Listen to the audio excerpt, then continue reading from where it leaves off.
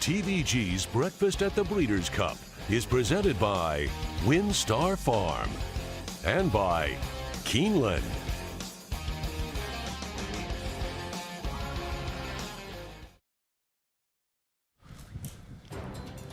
One week from today, we will wake up to a new world in thoroughbred racing. We'll know who won all 14 Breeders' Cup Championship races. However, for now, it's the anticipation in trying to determine who has the best shot of winning. The Breeders' Cup returns to Keeneland Racecourse here in Lexington, Kentucky, Friday, November 6th and Saturday, November 7th. Welcome to TVG's Breakfast at the Breeders' Cup, presented by WinStar Farm in Keeneland. I'm Todd Schrupp.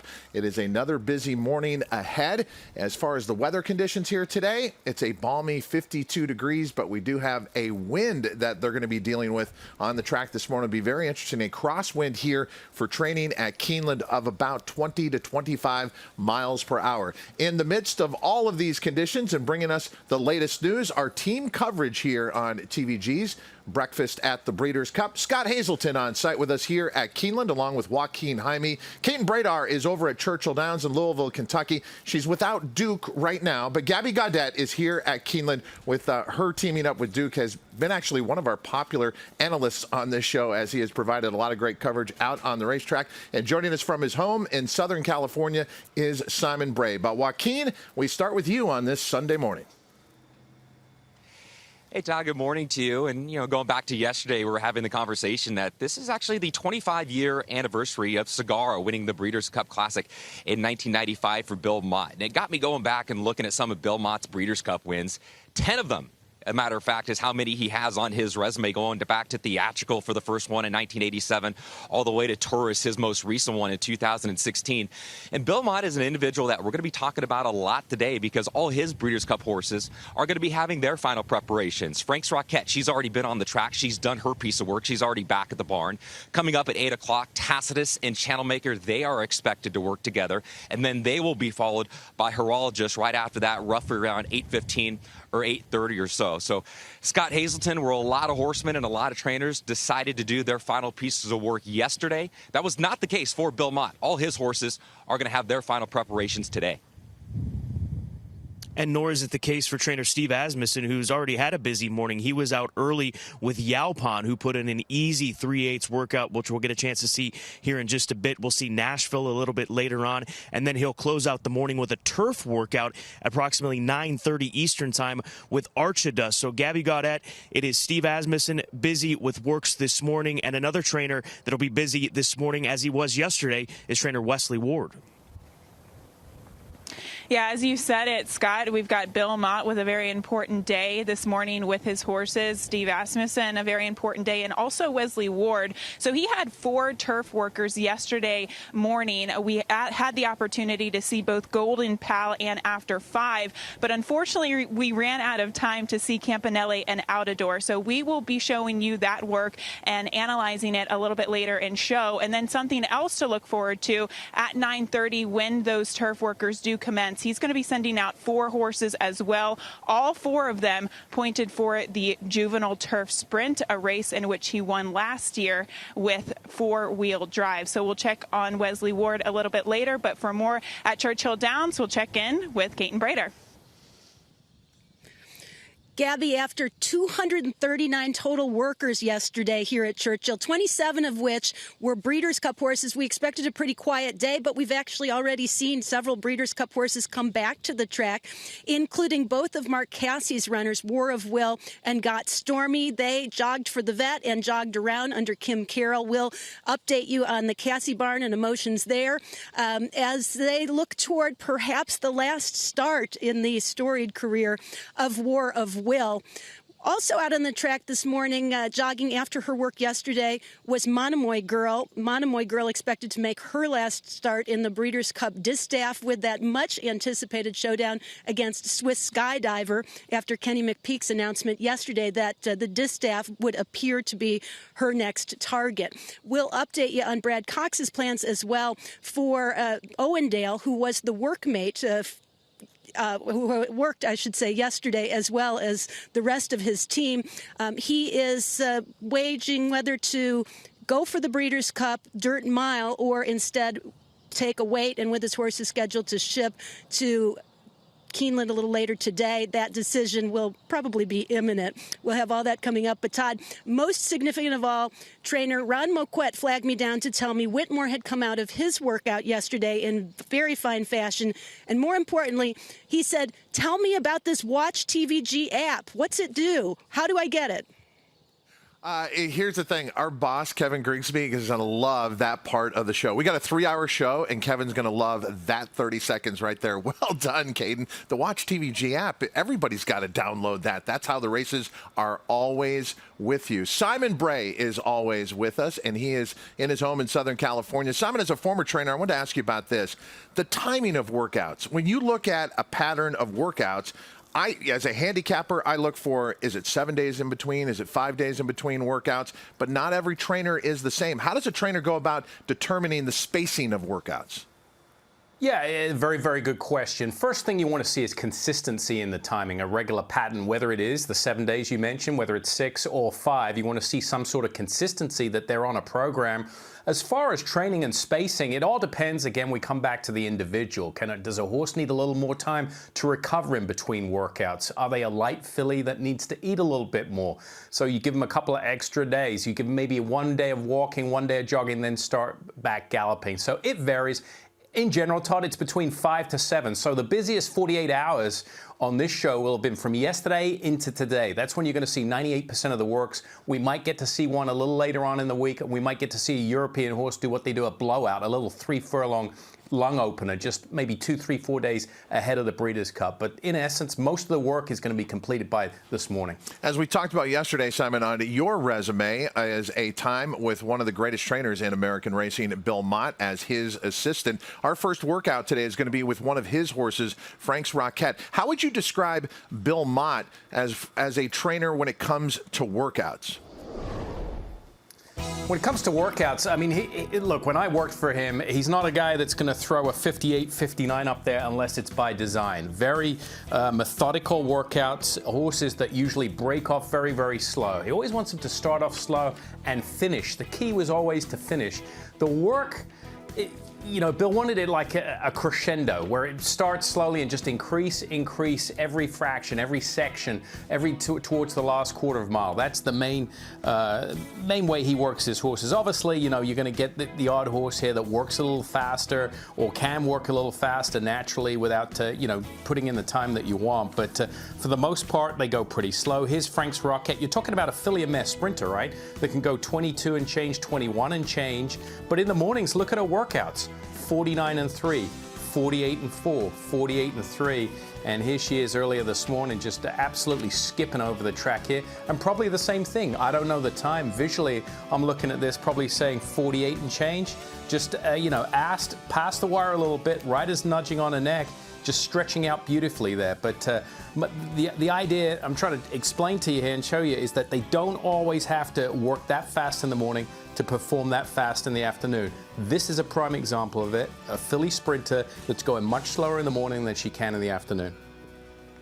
And within this division, the filly and mare sprint division, Frank's Rockette is the hottest horse by far, coming in on a 4-race winning streak, including a dominant win last time out in the Grade 2 Gallant Bloom handicapped at Belmont Park. Frank's Rockette for trainer Bill Mott, preparing for the Breeders' Cup filly and mare sprint moments ago out on the main track here at Keeneland. Under the cover of darkness, here is Yaupon preparing for the Breeders' Cup sprint. This also here at Keeneland, but obviously much earlier than right now. And we can, as we talked about yesterday with some of the safety precautions, when it's this dark out, you can see the rider there with the helmet, and Yaupon trying to focus in on this horse before this one takes off for this work before the Breeders' Cup sprint. Yeah, you can see this is a colt that's probably fairly aggressive, and though they're working, they just looks like an easy workout here as they're just dropping down to the rail. And I think they're leaving the 3/8 pole from my eye there. Undefeated Yaupon, 4 for 4, 3-year-old colt. And again, we're used to seeing Steve Asmussen work his horses pretty slow, like a half mile in 50, 5/8 in 101, 102. This is a colt that had a 59-3 workout just over a week ago and comes back here to slow it down. The final workout, we're talking about timing, spacing.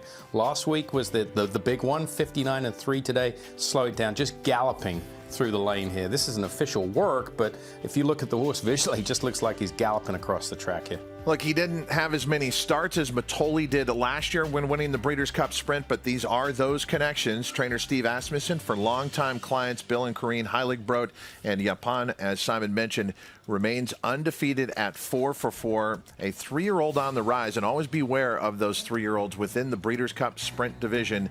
Yaupon out this morning here at Keeneland, and there's what we're talking about, 4-for-4, including a win in the Grade 2 Amsterdam at Saratoga, and then most recently in the Grade 3 Chick Lang. Now let's go to the youngsters, the Breeders' Cup Juvenile Fillies, and the more we talk about this division, it is deep. Thoughtfully is in those deep waters, and taking a look at Thoughtfully much earlier today. Thoughtfully out on the track here at Keeneland, preparing for the Breeders' Cup Juvenile Fillies. Yeah, out of the Steve Asmussen barn, and you can see same rider here, Thoughtfully, who was a little disappointing last time when she stretched out to the mile and the 16th distance. Kind of surprising, really, because she is by Tappet, and you know, we talked about how tough that can be to go from 6.5, 6 to a mile and a 16th in pretty much one start. She broke her maiden way back in June, but that was a long time ago. But here she is again. You know, this is a typical Asmussen work here, what we see on a daily basis. A lot of the times you'll see his horses work in company and just work very slowly, but obviously this filly is not requiring to work in company. You can see how willing she is, what a willing participant. You put her in with another horse right now, and she's going to go way quicker than she needs to be. So you won't see any movement here. I think the rider was just smirched to her. She's doing enough on her own just to finish up, moving beautifully through the lane there. And Thoughtfully finishing up something she really didn't do, as Simon mentioned, the Grade 1 Darley Alcibiades last time out, but her first 2 starts were sensational, dominating wins, sprinting, and maybe that second opportunity to round 2 turns, she can make up some ground on Simply Ravishing and Crazy Beautiful, both of whom come back in the Breeders' Cup Juvenile Fillies out of the Grade 1 Darley Alcibiades. We are definitely focusing in on the Steve Asmussen barn. Echo Town is coming out onto the track. This is a live look at Echo Town preparing for the Breeders' Cup Sprint. Yeah, and this is coming through the lane here. This looks like to be a very easy work as well. You can see he's a little different. The horse has got a little bit of a higher head carriage there. He's wearing blinkers.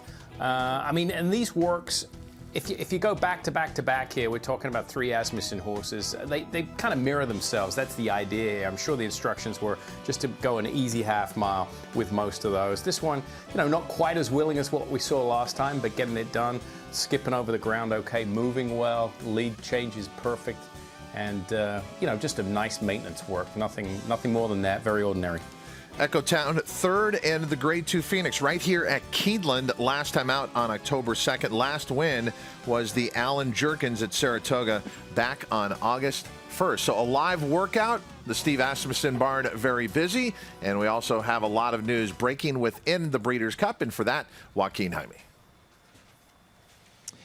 Yeah, Todd, thank you very much. We're going to start off our news of the day with something that we heard yesterday, and it's about the Philly Swiss Skydiver. One of the stories for Swiss Skydiver was, what race is she going to be running in? Is she going to stay with the girls and go into the Breeders' Cup Distaff, or is she going to run against the boys and go to the Breeders' Cup Classic? In case you missed it, here's what trainer Ken McPeak told Kate and Bradar yesterday at Churchill Downs. At this point, it is a Distaff, unless there was some sort of late scratch out of the Classic, which I wouldn't anticipate. But at this point, you know, yesterday we talked about it. We are planning on entering in the Distaff, and if for some odd reason somebody defected from the Classic, maybe we would reconsider. But very good possibility it is a Distaff. And what a matchup that would be with Swiss Skydiver, your Preakness winner in the Breeders' Cup Distaff, taking on your 2018 Breeders' Cup Distaff winner in Monomoy Girl. Also yesterday, we let you know that Hall of Fame jockey Mike Smith is not going to be coming to the Breeders' Cup this year. That was reported by Steve Anderson in the Daily Racing Form. Mike Smith has won more Breeders' Cup races and earned more purse money than any jockey in the history of the Breeders' Cup. So without Mike Smith in the Breeders' Cup this year, when you look down the list of the active riders based in the States who have the most Breeders' Cup wins and the most purse money, that is Joel Rosario and Hall of Famer John Velasquez. And both of those riders are represented by the same jockey agent and agent Ron Anderson. I had an opportunity to talk to Ron Anderson and just take a look at some of their expected mounts in the Breeders' Cup. John Velasquez, some of his notable rides, Gamine, Authentic in the Classic, and Sister Charlie. Joel Rosario could have a big 2 days as well with Jackie's Warrior and the Juvenile. Uni trying to repeat in the Breeders' Cup Mile, and Tom's d'Etat in the Breeders' Cup Classic. Ron Anderson was joking to me. He goes, how many Breeders' Cup wins does Mike Smith have again? I said, I believe he's got 26, Ron. He goes, I have more than him. You know how many I have? For a jockey agent, Ron Anderson, 33 Breeders' Cup wins for Ron Anderson. He is looking to add to his personal total with John Velasquez and Joel Rosario this year. And then finally, we are expecting some Southern California horses to be arriving to Keeneland Racecourse a little bit later on today. A couple horses on that California plane are going to be from the Mike McCarthy barn, and that is Cece, Speech, Rushy and also Rombauer, all for trainer Michael McCarthy. From the Victor Garcia barn, Big Reneur, who is expected to be competing in the turf sprint, is going to be on that plane, in addition to Mucho Unusual for trainer Tim Yaupon. So Scott Hazelton, that is the very latest from me. What is happening on the international front? Still playing the waiting game, Joaquin, something that we've gotten very used to here in 2020. We all know what quarantine is. And as far as the international horses, we're going to have 23 Euros that will clear quarantine and be able to train tomorrow at any point in the day. Now, the expectations are that these horses will go out to the training track. So we're going to be posted up at the training track beginning tomorrow. Looking forward to seeing these Europeans, these 23 Euros that have cleared quarantine and will be able to come out onto the track tomorrow afternoon, or tomorrow morning rather, here at Keeneland Racecourse. And also the German filly Danja, she's expected to arrive from quarantine in Chicago early tomorrow, where she's been quarantining. So Todd, more waiting, but thankfully that waiting will be over tomorrow, and we'll get a chance to see these 23 Euros train out here at Keeneland for the World Championships. And we're very thankful for all those connections, making the trip to America, as Scott alluded to, under very difficult conditions with this global pandemic. A lot of the human connections not been able to make it, but they've found a way to get their equine athletes here, and it makes for a very deep Breeders' Cup. Simon, this is a very unforgiving sport as far as how we view horses. In the Breeders' Cup Classic Division rankings, Maximum Security was #1 until his last start, and now his star has fallen a little bit because of one race most recently. So I'm real curious to see what you thought about this workout yesterday for Maximum Security, preparing for the Longines Breeders' Cup Classic. He's working in company. He's on the outside in this work. Are we seeing a horse that is still kind of maintaining what was not a great performance last time out, or do we see a horse who's regaining his form? Well, if it's a case of what have you done for me lately, I tell you what, this horse is back on the beam here. This was a very, very good workout. I've looked at a lot of his workouts online. I tell you what, I thought this was one of the most impressive since he's come west. We've heard all summer long how bad of a workhorse he is, that he doesn't do much in the morning. How could you critique this? Look at it. He's on the outside here, much more aggressive, doing it on his own, more willing, and the gallop out is huge. Watch him pass the wire here. We've talked about it with Baffert's horses. He likes to do that gallop out past the wire. So 5 furlongs in 1 minute and 3/5. He galloped out 6 furlongs in 1:12 and went out 7 furlongs in 1:26 and change. I think he's moving great. I think he's got a great stride on him.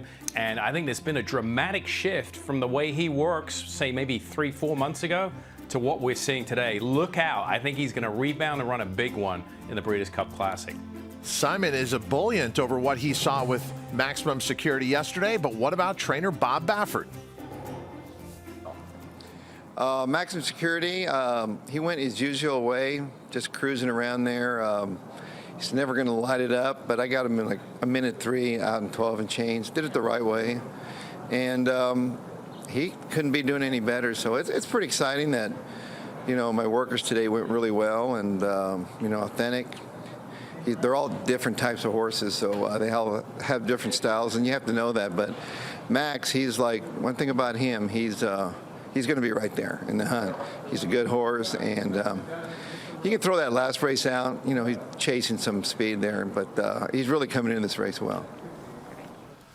Bob Baffert with 3 huge chances and the Longines Breeders' Cup Classic, Maximum Security, Improbable, and Authentic.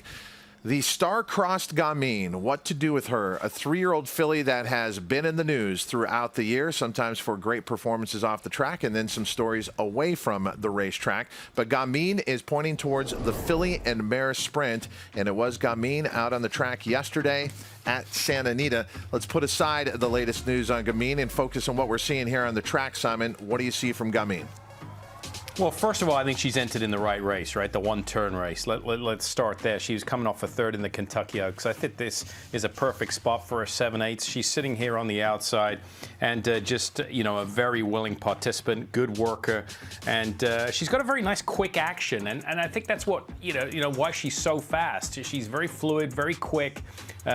She picks her feet up and puts them down in an efficient manner. The use of stride is good. And, she's always, she's got just a head tilted a little bit, if I'm being, just observing what I'm seeing there. And she's done that before in her races. But, she's just finishing up sweetly here, just smooth as silk across the surface there. And I think the key for her is going to be post position, because I think the 7 furlongs is absolutely the distance that she wants to run. In her 3 sprints, just the 3 sprints, if you take out the route races, she's won by a combined total of 32 lengths. So when you look at her record, a round 1 turn, there it is, 3 for 3, a round 1 turn, and big wins, including the Grade 1 test where she beat Venetian Harbor by 7 lengths. So they'll have another showdown in the filly and mare sprint. United, a horse that has already thrilled us in the Breeders' Cup, coming so close and almost pulling off an upset in the Breeders' Cup turf against eventual Horse of the Year, Bricks and Mortar. But now it has been United's turn. This has been his big year, and United is out on the track yesterday at Santa Anita, eventually going to go 5 furlongs here. United, a horse that's longer in the tooth, Simon. He's later in his career. He's got Dick Mandela, talking about someone who does it by feel and does it the way differently than other trainers. That's led to a Hall of Fame career. What were you expecting from United?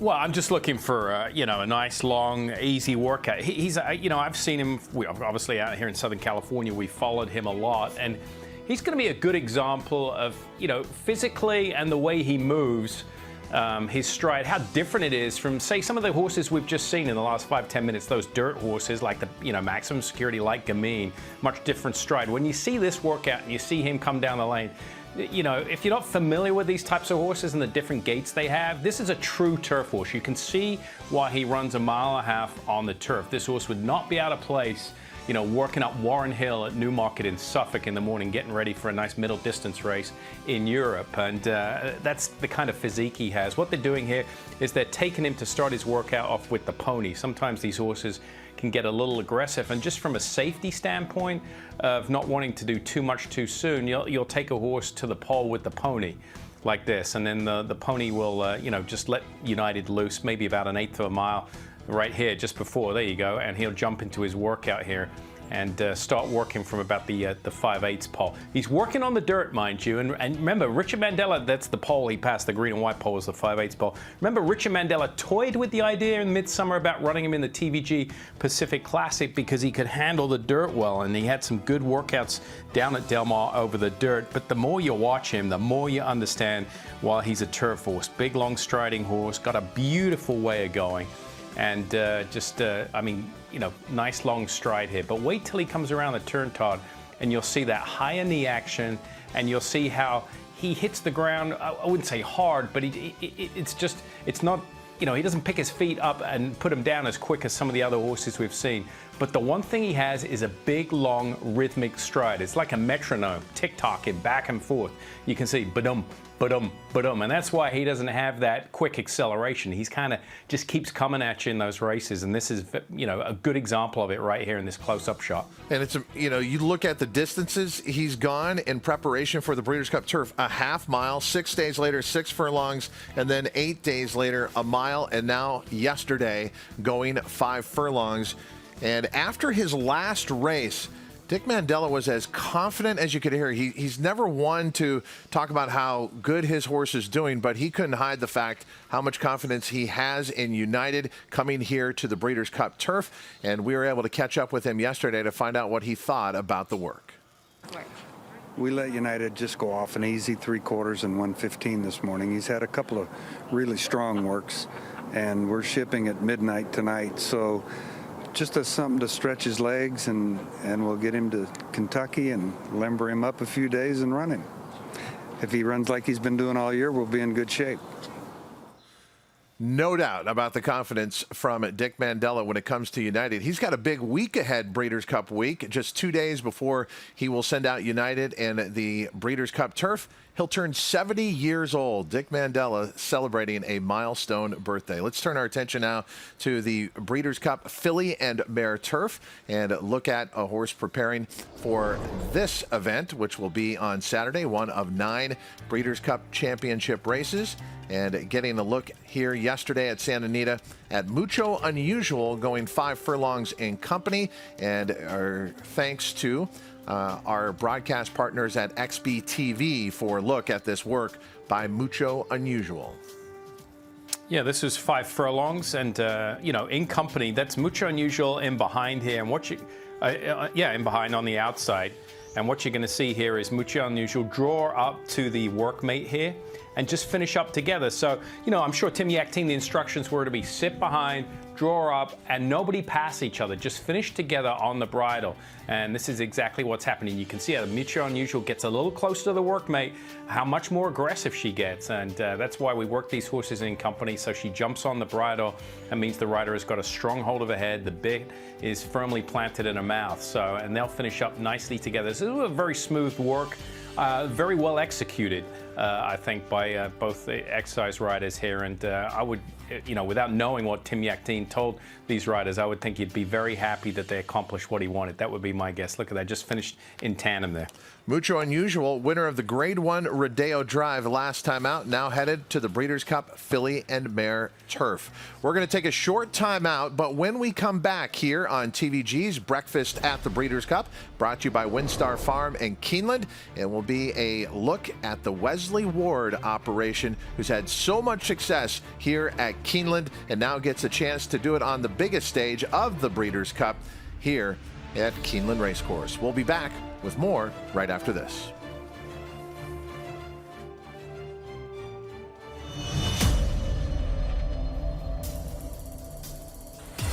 They're off in the Breeders' Cup Sprint, and there goes Promises Fulfilled onto the lead, blazing first fraction. It's Strike Power taken on by Promises Fulfilled, a half mile in 43.92 seconds. Good Magic has been defeated. The leader, Promises Fulfilled. Promises Fulfilled is still there, close to home. Promises Fulfilled is going to win the Allen Jerkins.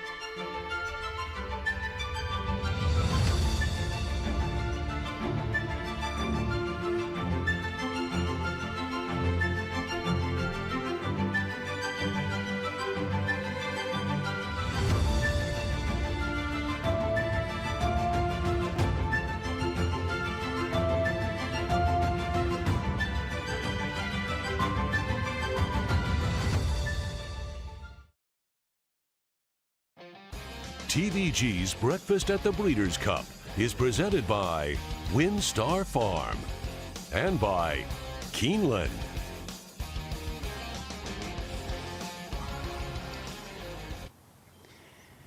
Welcome back to Breakfast at the Breeders' Cup. And in order to be a successful trainer, you obviously have to have routine and consistency. Those two things are what horses thrive off of. But in this industry, you also have to learn to adapt. And in my opinion, trainer Wesley Ward is the perfect example of that particular thing. He has spent a career in reinventing himself, from Eclipse Award-winning apprentice to one of the top North American trainers to one of the highlights each and every year during the Royal Ascot meeting. He definitely has spent his career reinventing himself, and it has led to an immense amount of success. Sit back and listen in as we take a closer look at the career and genius of trainer Wesley Ward.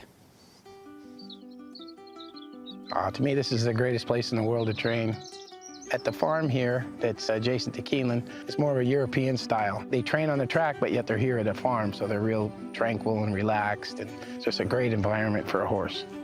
The thing about racing is you always have something to look forward to. You know, you might get beat on that day, but you're planning with that particular horse where you're gonna go next with him. And if you got a lot of them like I do, you got a lot of plans. Every foal that I have is folding right behind us. I can't get enough of it. Even though I got gray hair and I'm getting older, I still am learning a lot. Whereas early on, I started early in September, I found that I really don't need that. I'd keep them out as long as I can out in the field. And I don't want to bring them into a stall until sometime around mid-December. I don't have a set plan in what I do ever. I take each horse as an individual. I'm fortunate to have some excellent riders with Kieran Fallon now, Alex Solis, and Julio Garcia.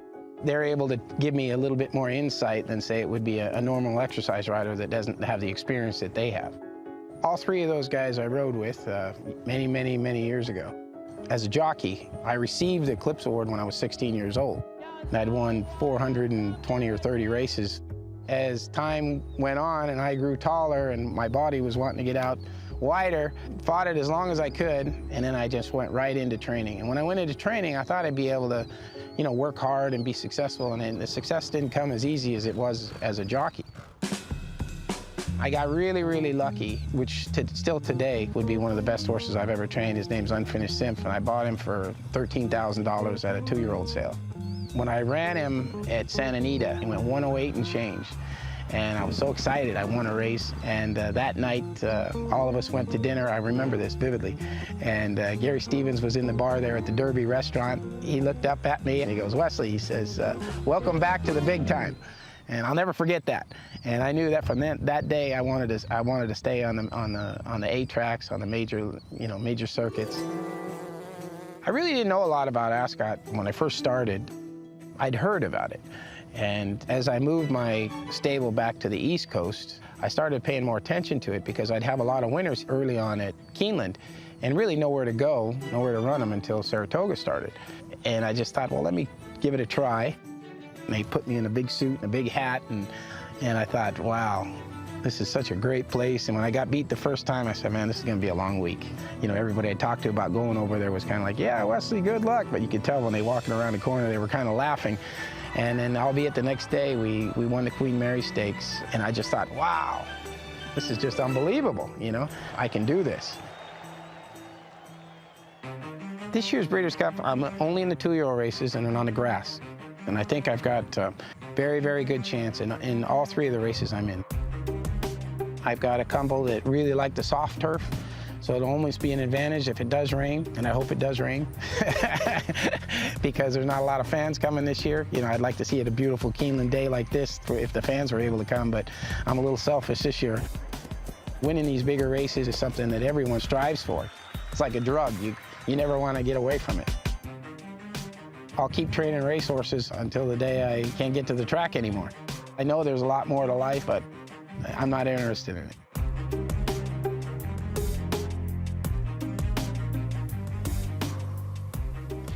One thing is for sure, it is all about horses when it comes to Wesley Ward, morning, afternoon, and night. And I will never forget the morning spent with Wesley Ward back at his barn at Rice Road. We went out into the paddocks, spent time with the weanlings, the brood mares, including Judy the Beauty, and you can just tell from spending one morning with him how much he loves and appreciates these horses that surround him. And Todd, I will mention, if you were paying attention, there are a couple of shots of his slippers, and this is kind of Wesley Ward's MO. In fact, he told us that he's got several different pairs of slippers. He has his morning pair of slippers, his afternoon pair of slippers that he wears to the races, and of course his Royal Ascot slippers that he wears to go and sometimes meet the Queen. Simon, you and I were there at Royal Ascot when he got that first win. I always remember Wesley's dad being there with the cowboy hat on. It was quite a moment, but I just wonder from the European perspective, how much did that turn their world upside down that someone like Wesley Ward could come over and essentially establish a beachhead for American trainers to come over consistently? Yeah, I think it raised eyebrows. You know, what we'd seen at Royal Ascot to that point was some Australian horses come over with success, but no Americans. And I think, you know, he did it once, and maybe the European contenders were like, Europeans were like, okay, you got the one, maybe that's it. But then he started coming back more and more and more. Now very, very highly respected there. And everything he sends over is live. I mean, he's done a tremendous job. And as Gabby pointed out, he's just so in tune to his horses. I'll never forget being here at a Keeneland spring meet before anyone knew how good he was with 2-year-olds, and someone told me Wesley Ward thinks he's debuting the fastest horse he's ever trained. I thought, okay, well, that's just hyperbole. The horse went out and won a 4.5 furlong race and set a world record time. Her name was One Hot Wish. Wesley Ward knows what he has in his barn, and so be prepared for a big Breeders' Cup from the Wesley Ward barn. And to get prepared for the Breeders' Cup, go to the Breeders' Cup shop. If you like some of the gear that we're wearing, you're going to find even more fashionable options at breederscupshop.com, and you can also get them personalized as well. Everything you need to enjoy the Breeders' Cup this year from home as a fan, you'll find through breederscupshop.com. Let's go out onto the racetrack here at Keeneland. A live look at horses, and we're going to stay focused in on the turf sprint division. This is a look at Just Might. Just Might out on the track right now preparing for the Breeders' Cup turf sprint for trainer Michelle Lovell. This is over at Churchill Downs. Yeah, Just Might has been very, very consistent this year without, converting and getting the win very often here, but always shows up, and that's a good sign. Is proven, ran a decent race over a good turf course at Churchill Downs as well, and you can see this workout here. Usually we're accustomed to seeing the better horse in behind the workmate, but in this instance, Just Might is broke off in front here and get very, very aggressive. You can see just, with that workmate on the outside there, making this horse move beautifully. Aggressive, but under control. The rider is certainly got a hold of Just Might, and they're finishing up together here. I would say moving beautifully here, Kate. And I know you're out there at Churchill. You're probably getting to see this horse come down you in front of the lane here, but skipping over the dirt in good fashion. Yeah, for sure. It's jockey Colby Hernandez, and I think that's part of the reason Just Might was a little bit more aggressive with the change from the exercise rider every day. Also a change as far as the workout was planned to be on the grass, but with Churchill Downs moving their races off the turf yesterday, and they have announced that they'll be on the turf again today, Michelle Lovell felt it was more prudent to just work him on the dirt to stay on the more conservative side. She said he tends to be a little bit better workhorse on the turf, but he sure looked pretty fluid here, working in company with the stakes filly, who is his constant workmate, change of control, with Chelsea Bailey, who typically is aboard the Breeders' Cup horse for his regular routine. So they just changed things up a little bit, I think, to put him more in the spirit of race mode. And I think she has to be pretty pleased, Michelle Lovell, who is out on the pony with that group. We'll check in with her when they get back. But I thought it looked like he handled the dirt quite nicely. Very nice, even work. Another horse in the Breeders' Cup Turf Sprint division is Manny for trainer Wayne Catalano. Manny out on the track. Last time out on the main track at Keeneland was second, beaten a nose. Hasn't won a race this year, and will be trying the turf for the first time What an ambitious spot to put Manny on the grass here. Can we see anything, Simon, as this horse works on the main track that would say, okay, this horse is going to take to the turf? Yeah, I mean, something you look for. You know, sometimes we saw United earlier with that big high knee turf action. That's, you know, a middle distance horse. Not necessarily the case here with a sprinter. You know, they have a more shorter, more choppy, and more low to the ground action here. And Manny, yeah, working just solo here. Pretty horse. I mean, head bow just going to the pole there in nice fashion, and you can see. I mean, he skips over the dirt here. I don't see any reason why. I mean, one of the things you look for is outside of the physique and the motion is the pedigree, and I wouldn't say there's a whole lot of turf pedigree on the top side, but out of a Proud Citizen mare that goes back to Gone West. So, I mean, one would indicate there. He just jumped to his left lead there right before the wire. You could see that. I don't think that's anything to be worried about. Maybe he saw something, a little shadow on the track. There you see the sunlight pouring between the rails there, just casting a little shadow on the track. But he did just jump to his left lead there right before the wire. That's the first horse we've seen do that since the beginning of this show last Friday, which is remarkable, really. All these horses have been moving and executing their lead changes in good fashion.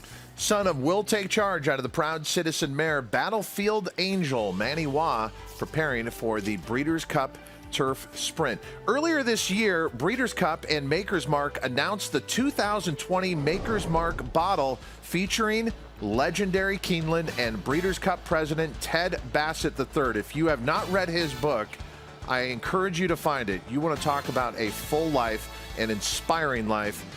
This is a great way to honor Ted Bassett with this special edition, and think of where the proceeds are going. The proceeds will support old friends, the National Museum of Racing and Hall of Fame, and Racetrack Chaplaincy of America, their efforts for COVID relief. Go to breederscup.com/charity for champions for more info.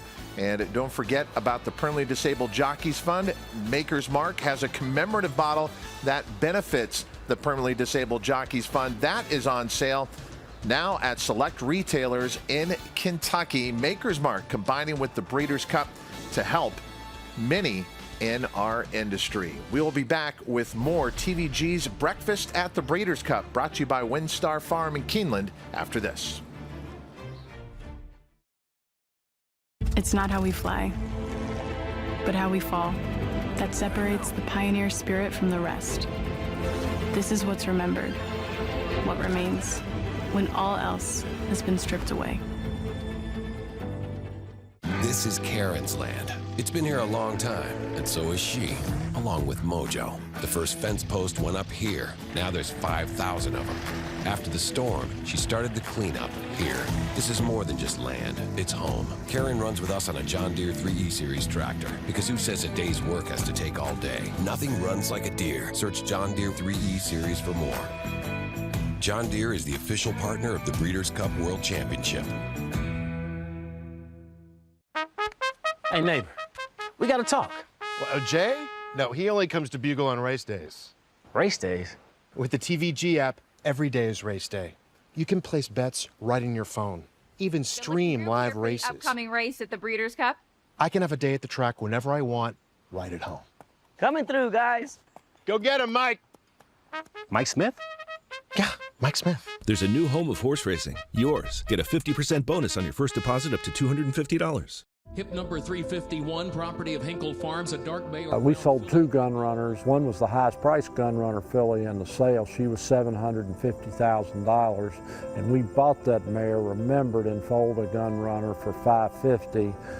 So, you know, and selling it for $750,000, that was a home run. The Son of Candy Ride was a 6-time Grade 1 winner by a combined 30 lengths, with career earnings of over $15 million. $750,000. Thank you.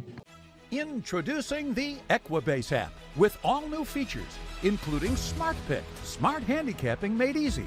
Choose your track, choose your race, and then go to Smart Pick. Select your level of risk, the size of your wager, and which of these 3 strategies you want to emphasize. Smart Pick will then tailor your very own selection and bet amount. It couldn't be easier. Smart Pick, one of the exciting new features in the Equibase app. Download it free of charge today.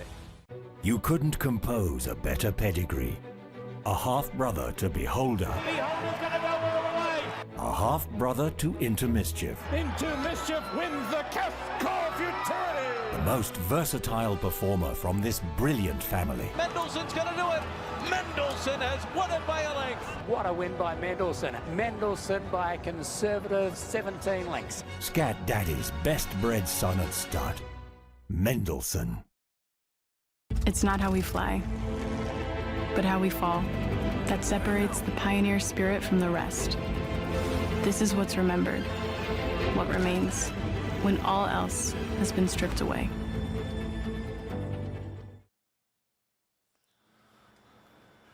A look into one of the most gorgeous paddocks anywhere in the world. The paddock here at Keeneland Racecourse in Lexington, Kentucky, host of the 2020 Breeders' Cup, Friday, November 6th and Saturday, November 7th. Welcome back to TVG's Breakfast at the Breeders' Cup, brought to you by WinStar Farm in Keeneland. I'm Todd Schrupp. A big obligation that this industry has is to the equine athletes who do so much for all of us. But what happens when they're done racing? This has been a big subject in our industry. It's also tied in to the mission statement of the Breeders' Cup, as they have aligned with the Thoroughbred Aftercare Alliance. For more on the TAA, Scott Hazelton. With Susie Peacock-Oldham, the TAA Inspections Coordinator, the Thoroughbred Aftercare Alliance. And Susie, describe what your responsibility is as the Inspections Coordinator.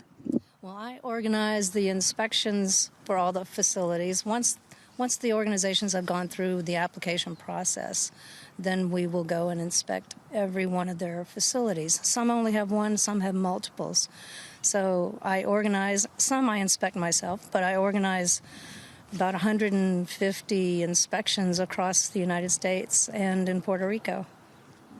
What exactly are you looking for when you arrive to a particular facility for inspection? The main thing is a clean, safe facility. We want to know that our retired thoroughbreds, our accredited organizations are caring for our horses in a manner that we would, but safety, body condition, and the general facility care. The people there, that they know what they're doing. Yeah. How important is the work that you do for these horses and for the inspections and for the TAA ultimately? Oh my gosh, what the TAA does means the world to the industry, we think, because so many of these wonderful athletes, they need somewhere to go after they finish racing. The organizations that we accredit, we depend on them to find new homes or just care for them, retrain them. They go off to so many different venues in lives after racing. So we really depend, and we depend on our supporters to help us do that. But accreditation means that they've passed many flags between their application process and viewing their facilities to get to that point. Susie, we appreciate what the TAA does. We appreciate what you do, and enjoy the week. And we're thankful that we can get the message out there to the folks and what the great work that's done at the TAA.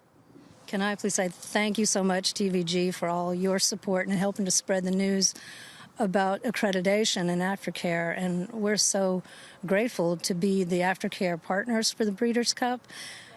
And we want to ask all the participants to please consider donating a portion or a percentage of your earnings to the TAA. And the best way to do that is to go to the website, thoroughbredaftercare.org/pledge. And good luck to everyone Friday and Saturday. Our pleasure, Susie. Thank you. Thank you. And it is a place, there are a lot of organizations that are coming up, a lot of people with good intentions. But if you're thinking about donating to an aftercare organization, check with the TAA first. That accreditation means everything. I have a number of people who have come up to me and asked me about certain organizations, and I always direct them to the TAA. We are going to direct ourselves now out to Louisville, Kentucky, standing by at Churchill Downs. Kate and Bradar. Here we go.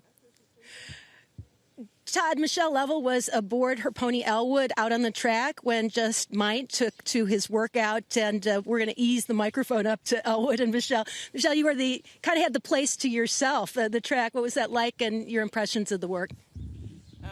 Having the track to ourselves was surreal.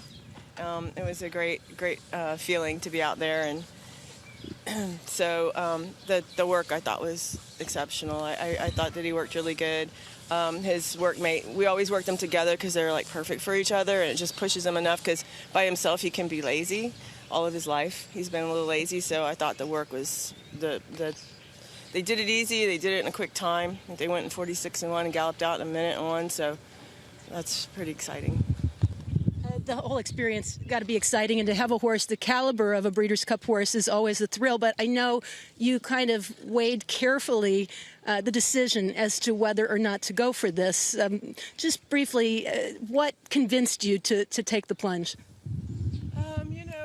He had 2 really good third places and 2 graded stakes recently. He had a rough trip in another one at Keeneland, and I thought he'd be on the board in that race.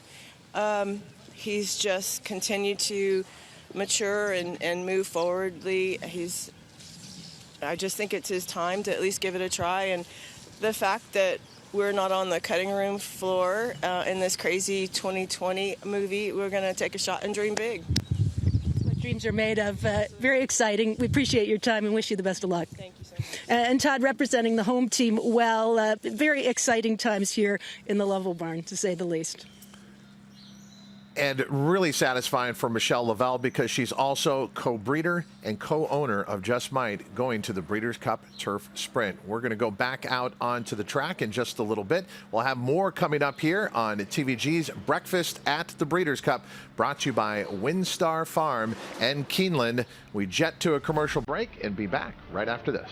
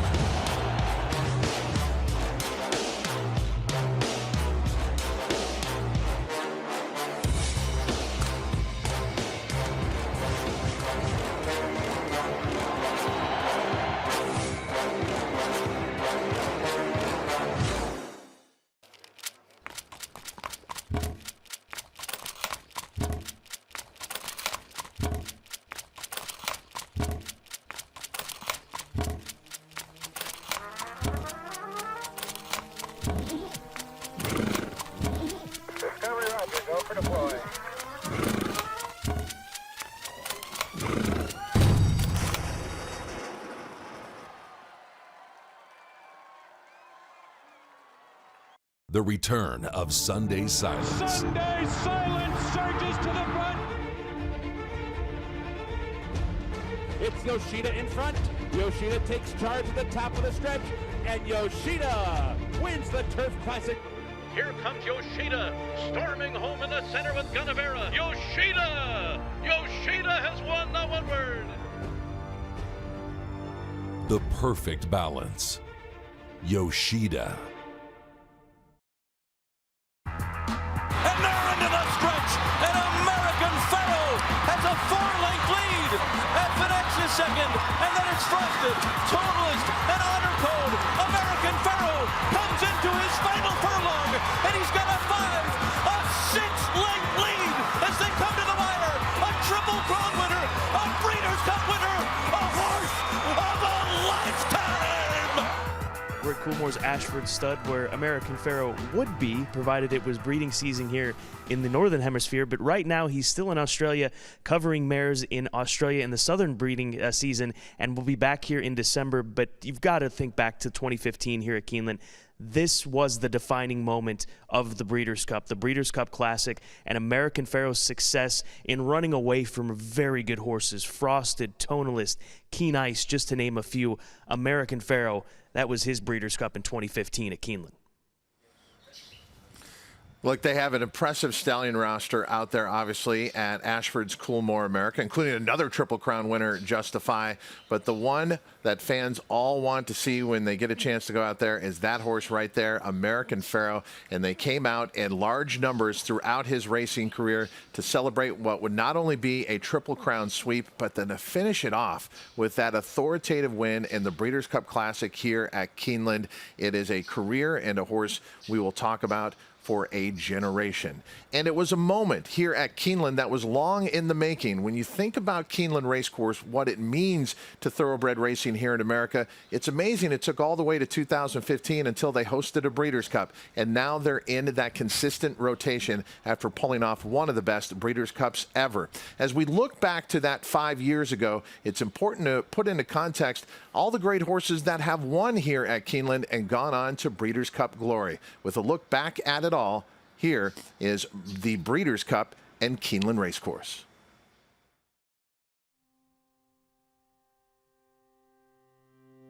The prestigious Breeders' Cup World Championships made its Keeneland debut on October 30th and 31st of 2015, delivering a memorable homecoming to Central Kentucky, the heart of the thoroughbred industry. Capping the series of 13 Grade 1 races worth $26 million was the performance by Triple Crown winner American Pharoah, who won the $5 million Breeders' Cup Classic by 6.5 lengths in track record time in the final race of his career. Among other outstanding performances during the two-day event was the win in the Juvenile by Nyquist, whose undefeated record continued the following spring when he won the Kentucky Derby. The champion is now a promising young stallion here in Kentucky. One Breeders' Cup official summed up the 2015 event like this: "This was a day that people will look back on and tell people they were here, and that's exactly why the Breeders' Cup was created, to showcase the very best of our sport." Keeneland has rich ties to the Breeders' Cup through its prestigious racing and sales operations, and a Breeders' Cup here is a homecoming for many great champions who were foaled and raised at nearby Central Kentucky farms and often sold at Keeneland. For these reasons, Keeneland is proud of its important role in the thoroughbred industry, while we feel a sense of connection and history with the Breeders' Cup. On the Keeneland sales side, since the inaugural running of the Breeders' Cup in 1984, graduates of Keeneland sales have had a significant impact on the event. A total of 110 alumni have won 119 championship races.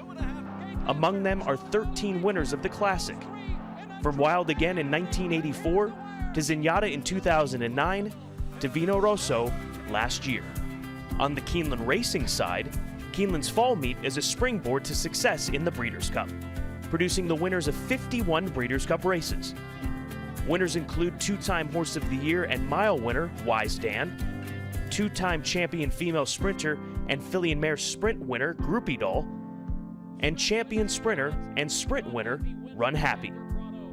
Lexington is the heart of the thoroughbred industry, traditions and culture, and Central Kentucky is the birthplace of most Breeders' Cup champions. So Keeneland is the perfect Breeders' Cup host. Keeneland is proud to welcome this year's World Championships on November 6th and 7th, which will be worth $31 million in purses and awards.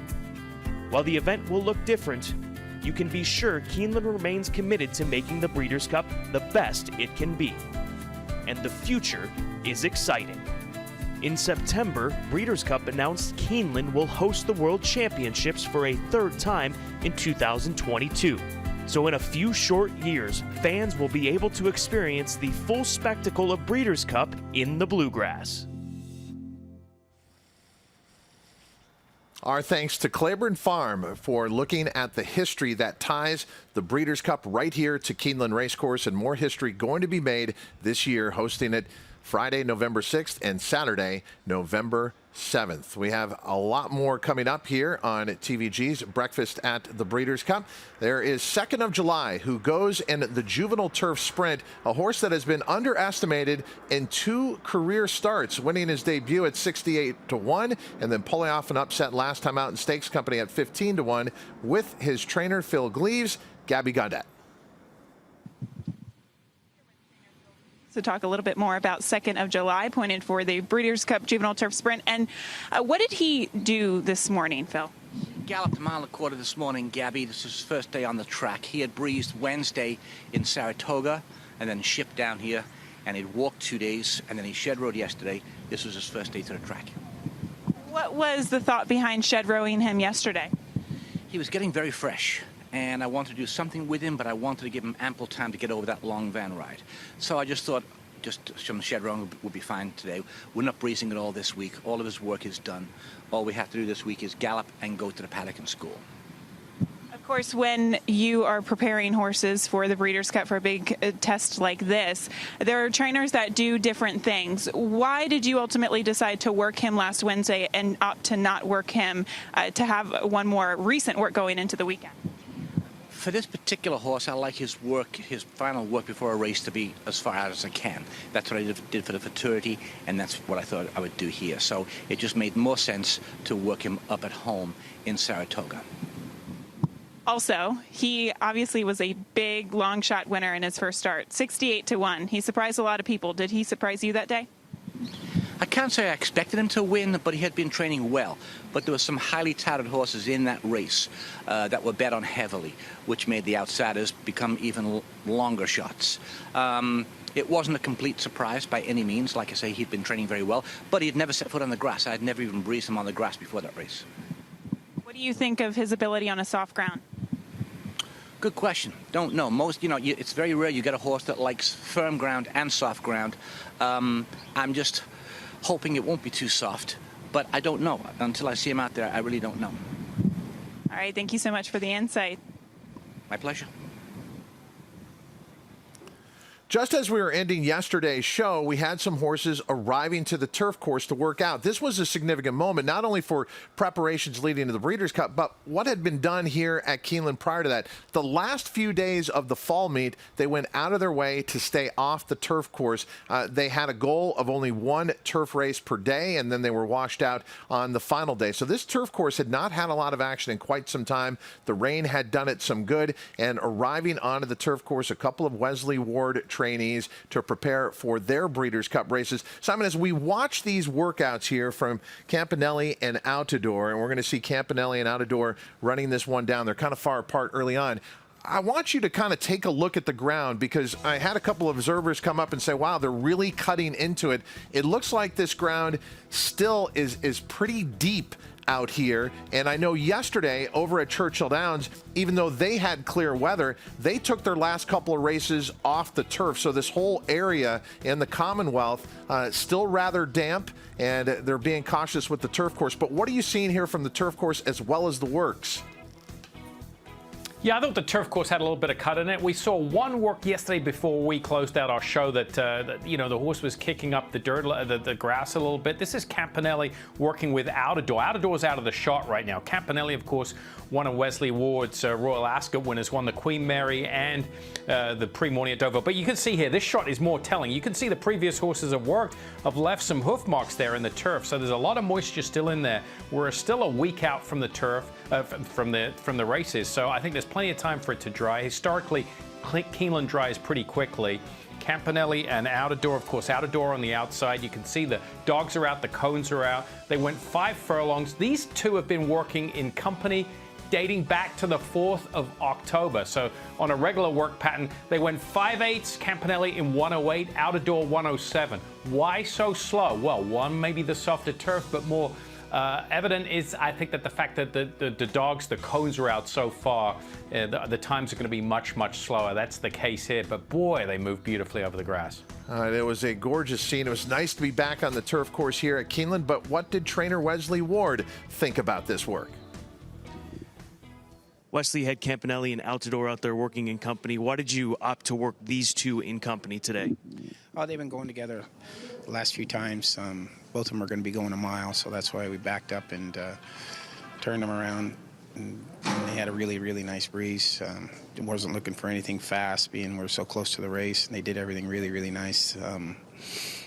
Campanelli has a strong affinity for a deep, soft course like it is today, so it doesn't look like, I mean, all week long with the weather forecast, it looks like it's going to be sunny and firm up, but it sure would be nice if she was ran on a course like today. She liked it. What kind of course does Altidore excel over? You would think he would like the firm courses, but he's worked well on with a little bit of give here at Keeneland. A lot of these tracks, I mean, this Keeneland in particular, it's kind of a funny track, more of a European type turf course. I've had a lot of horses that have won big races at Santa Anita on the grass, and they come here and they just don't like it that much. It's a sand-based course, but both these two do. We wish you the best. Good luck. Thank you. Two workouts in different divisions for trainer Wesley Ward, part of that Future Stars Friday, in which it is all about the juveniles. What a start to the Breeders' Cup it will be on Friday, November 6th. Gabby Gaudet, much closer to the action for us right now. Todd, yes, I actually walked over on Duke to watch that turf work that we just showed, and we heard some comments from Wesley Ward. And Alex Solis was actually aboard Altidore, and Julio Garcia was aboard Campanelli. Both thought that they really got over the ground very well, but I asked how soft the ground really was, and they did think that it was very, very soft. But I thought, in particular, Altidore, the way he kind of threw his feet in front of him, really covered the ground nicely, and it shows that he likes a soft ground. So I think Wesley Ward, you know, he's hoping for those types of conditions because they excel over that ground. But one more point about that work, Todd. I was standing here or sitting on Duke during the gallop out. Those horses were tired, so it just really showed how challenging the ground actually was yesterday. I think they got a lot out of that last work. And there's going to be plenty of time for that turf course to dry out, as we were talking about. Conditions expected for those two championship days, supposed to be perfect. It's going to be the warmest we're going to see of the week on that Friday and Saturday for the Breeders' Cup. This is a live look from the camera that we have affixed to Gabby's riding helmet, and Tacitus is coming out for trainer Bill Mott, preparing for the Longines Breeders' Cup Classic. Simon, we talk about the unforgiving nature of opinions in this sport, and Tacitus is the horse who always seems to be on the precipice of a big win, but never quite gets there. Could he be good enough to upset the field in the Longines Breeders' Cup Classic? From what we've seen thus far on paper, I don't think so, Todd. I think he's got to improve again. But these types of the horses, you know, they come back to bite you, right? You've been following him for, you know, over a year and a half, been running decent races, can't get the job done, then all of a sudden on the big day can jump up and run a big race. I think he's going to be up against it. He's faced a lot of these horses. He's been knocking heads with Global Campaign, By My Standards, Maximum Security, and hasn't got the best of them yet. So I'm not sure why the form should be turned around all of a sudden in the Classic, but we'll have to see. I mean, as always with the Bill Mott horse, he's going to be perfectly prepared. He's not going to come here unless he thought he had a shot or to run a big race. So hopefully, you know, he'll show up on next Saturday. In 6 of his last 8 starts, he's been the betting favorite. He's only converted once under those circumstances. He is such a sharp-looking son of Tappet. Out of the First Defense mare, Close Hatches, a homebred for Juddmonte Farms. Tacitus out on the track. Channel Maker is there as well. We had a chance to see Channel Maker on our first show here of TVG's Breakfast at the Breeders' Cup, brought to you by Windstar Farm in Keeneland. And now these two horses are going to work together, headed towards different races, one to the Breeders' Cup Turf, the other to the Longines Breeders' Cup Classic. And we kind of saw this yesterday, Simon, as Harvey's Little Goyle was working with Casa Creed. Casa Creed, a male who would like to get into the Breeders' Cup mile on the turf, and Harvey's Little Goyle staying in her division and going to the Breeders' Cup filly and mare turf. So what do you make of these two horses working together for Bill Mott?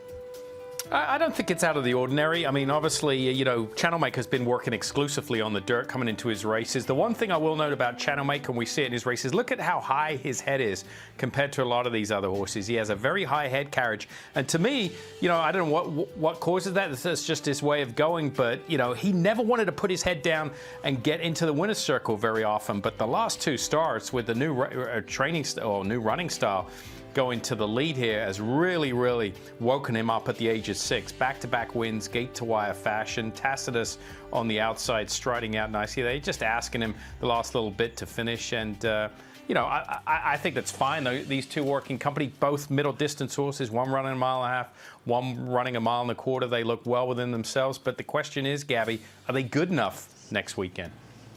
Yeah, that is the question. I think the turf is coming up very, very tough as a race. And then Tacitus, you know, he's always been right there but hasn't managed to break through.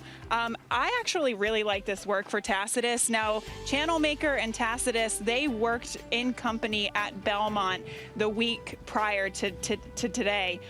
So they're usually paired up in the morning, and usually Tacitus outworks him. So I think that was probably in mind as Channelmaker kind of started off a little bit ahead of Tacitus, and then they finished together. So honestly, Todd, I think that this was a really good work for both individuals. I'm not surprised that Tacitus kind of outworked him here today. It's something that I've seen from his most recent couple of works. I mean, look at him out there. He looks like a gray Adonis, and yet when we get to the afternoons, he just doesn't break through, as we said, with the win that everyone is expecting for him. A beaten favorite in the Travers last year, beaten favorite in the Belmont Stakes last year. Will Tacitus pull off the upset in the Longines Breeders' Cup Classic? Let's go back to the youngsters. A horse preparing for Future Stars Friday. A live look out onto the racetrack here at Keeneland, and getting ready to break off in a workout or go around the track. And that's what we've seen from Jackie's Warrior. It just keeps making a great impression.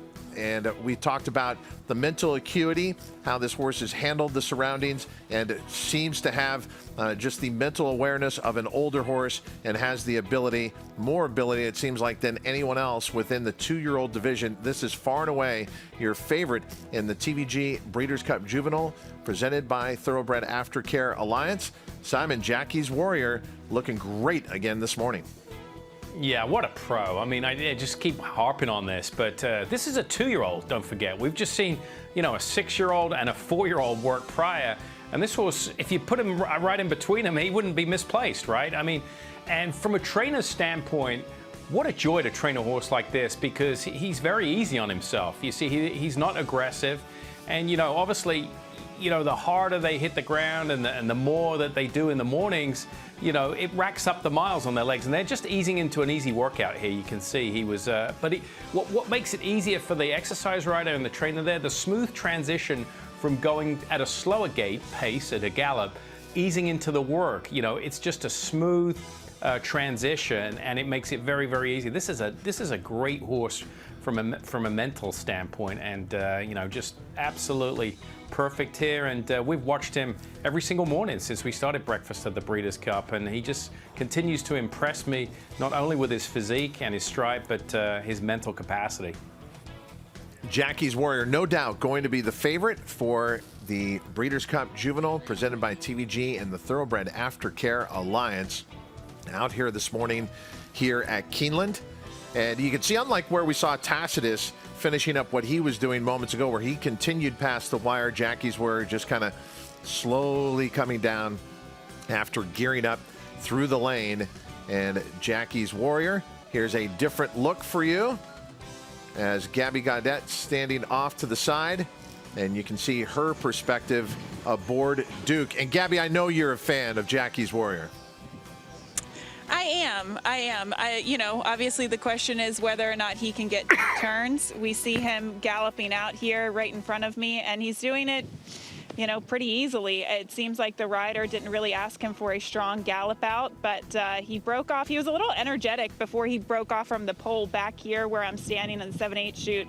I think it was more so because the rider was trying to get him to switch his leads, and he kind of took a hold of the bit a little bit. But I would imagine that Steve Asmussen is going to be very happy with this work, good work. Easy gallop out, and the biggest question is whether or not he's going to be most effective at 2 turns. I think he can get the 2 turns, but are there going to be other horses like Essential Quality that will handle the distance better? Jackie's Word, what a bargain at the Keeneland September sale last year for $95,000.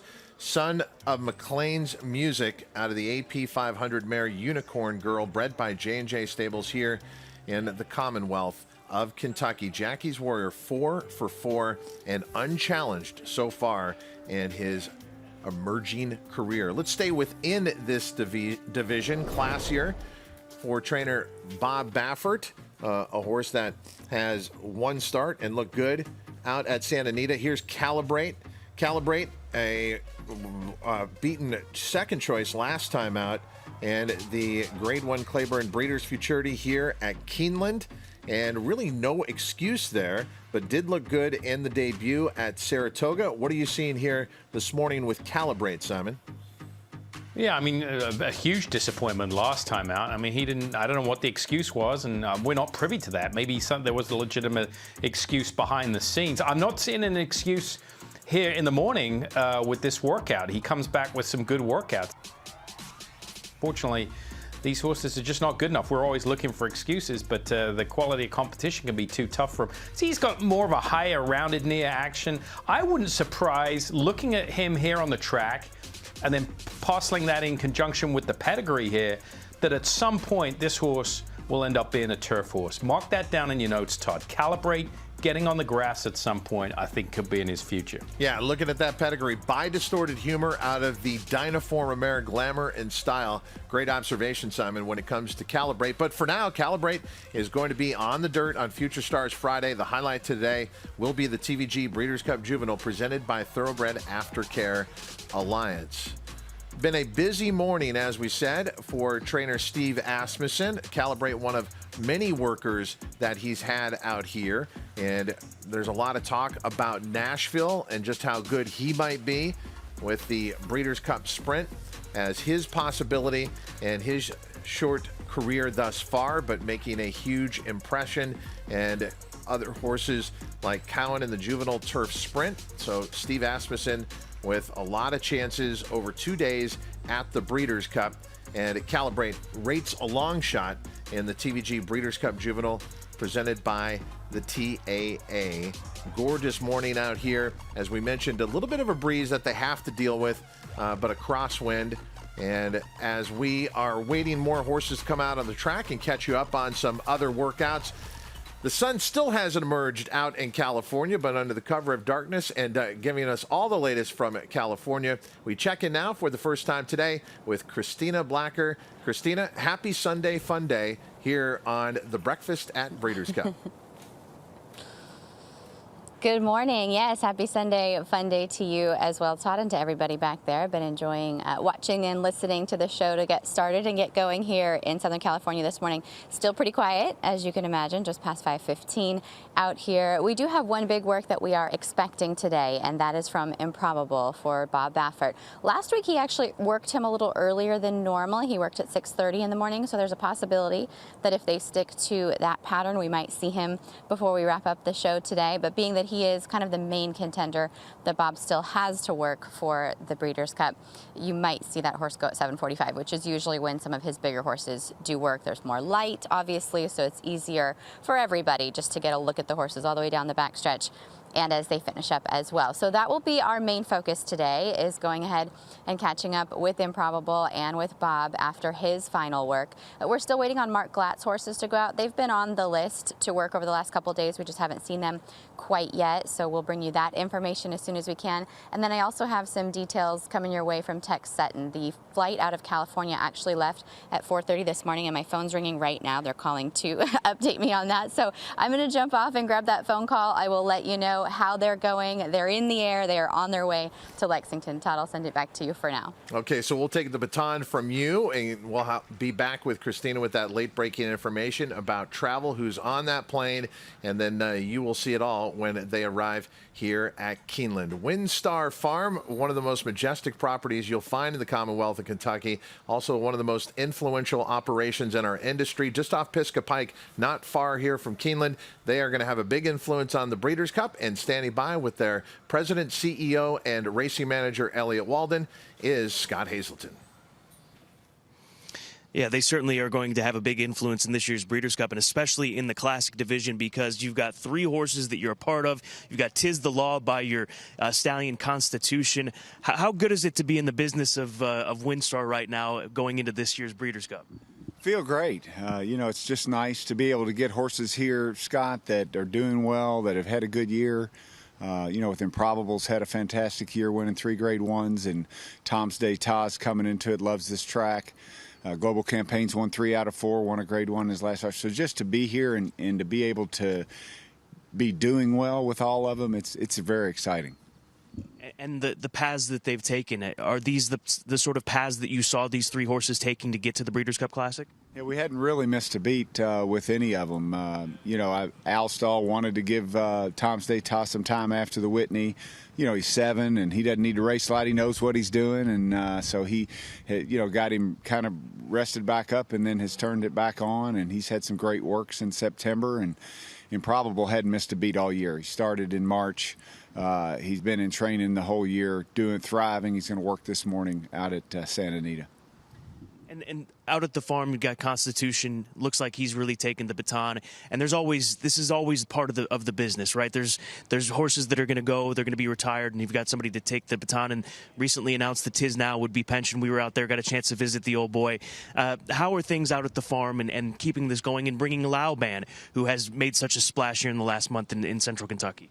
Yeah, I hope he makes a big splash this weekend as well. But it's exciting, you know, to have Constitution come along at just the right time when Tiz Now and Distorted Humor, Speightstown are getting towards the end of their career as well. You need that. You need a stallion like that to keep things going. You know, we have a lot of mares, and so we want horses to breed to and want to offer to the breeders in Kentucky, and so just really blessed to come up with that next horse that looks like he's a superstar as well. And just going back to Laoban, it seemed like in a span of 48 hours, it all just happened. He had 2 winners. The winner was Simply Ravishing, and then the 2 winners for Diodoro, who are running in the Breeders' Cup Juvenile. How quickly did you act on acquiring him out of New York? About 48 hours. You know, you're right. It all happened in 48 hours, and then fortunate enough to get the deal done, and then he won another filly, won a $100,000 stake last weekend at Belmont. So it just keeps happening for him. He's no fluke. And, you know, hopefully the 2 colts, they've come up in their preparations very well to the race this weekend. And Simply Ravishing is a superstar. And that Juvenile Fillies race is going to be a great race. You know, there's 4 fillies in there that could win. She's one of them. Elliott, always great to catch up with you. We'll catch up with you after Nashville's getting set to work, because I know he's coming out in the next set for Steve Asmussen, but always a pleasure. Great to see you out here. Thank you so much. And our thanks to WinStar Farm for their sponsorship when TVG is on site here at Keeneland in the spring and the fall. And we thank them for the support of this show, TVG's Breakfast at the Breeders' Cup. The information that you're watching here, you could turn into big money, especially if you're a tournament player, and one of the biggest tournaments in all of the sport is on the Breeders' Cup. It's the Breeders' Cup Betting Challenge. $1 million in prizes. All Keeneland and live races Friday, November 6th and Saturday, November 7th.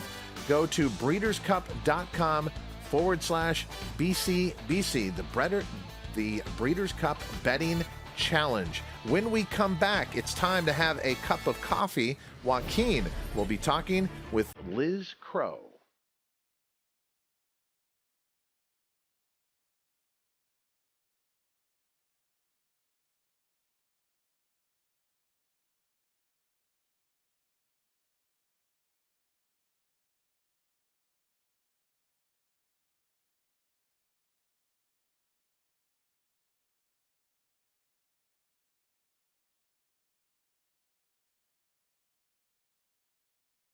Hey, neighbor, we got to talk. Jay? No, he only comes to Bugle on race days. Race days? With the TVG app, every day is race day. You can place bets right in your phone, even stream live races. Upcoming race at the Breeders' Cup. I can have a day at the track whenever I want, right at home. Coming through, guys. Go get him, Mike. Mike Smith? Yeah, Mike Smith. There's a new home of horse racing, yours. Get a 50% bonus on your first deposit up to $250.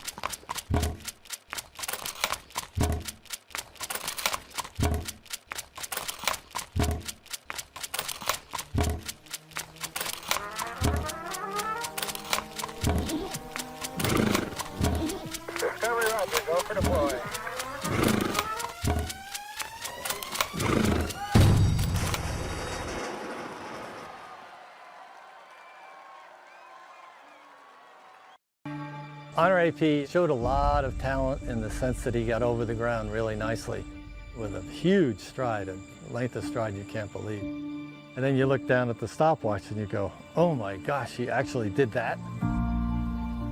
I think Honor AP was the most talented of the 3-year-old colts that I had with Giacomo, Tiago, AP Warrior. This conformation is just perfect for a racehorse. He was one of those athletes that was just ahead of this class. TVG's Breakfast at the Breeders' Cup is presented by WinStar Farm and by Keeneland.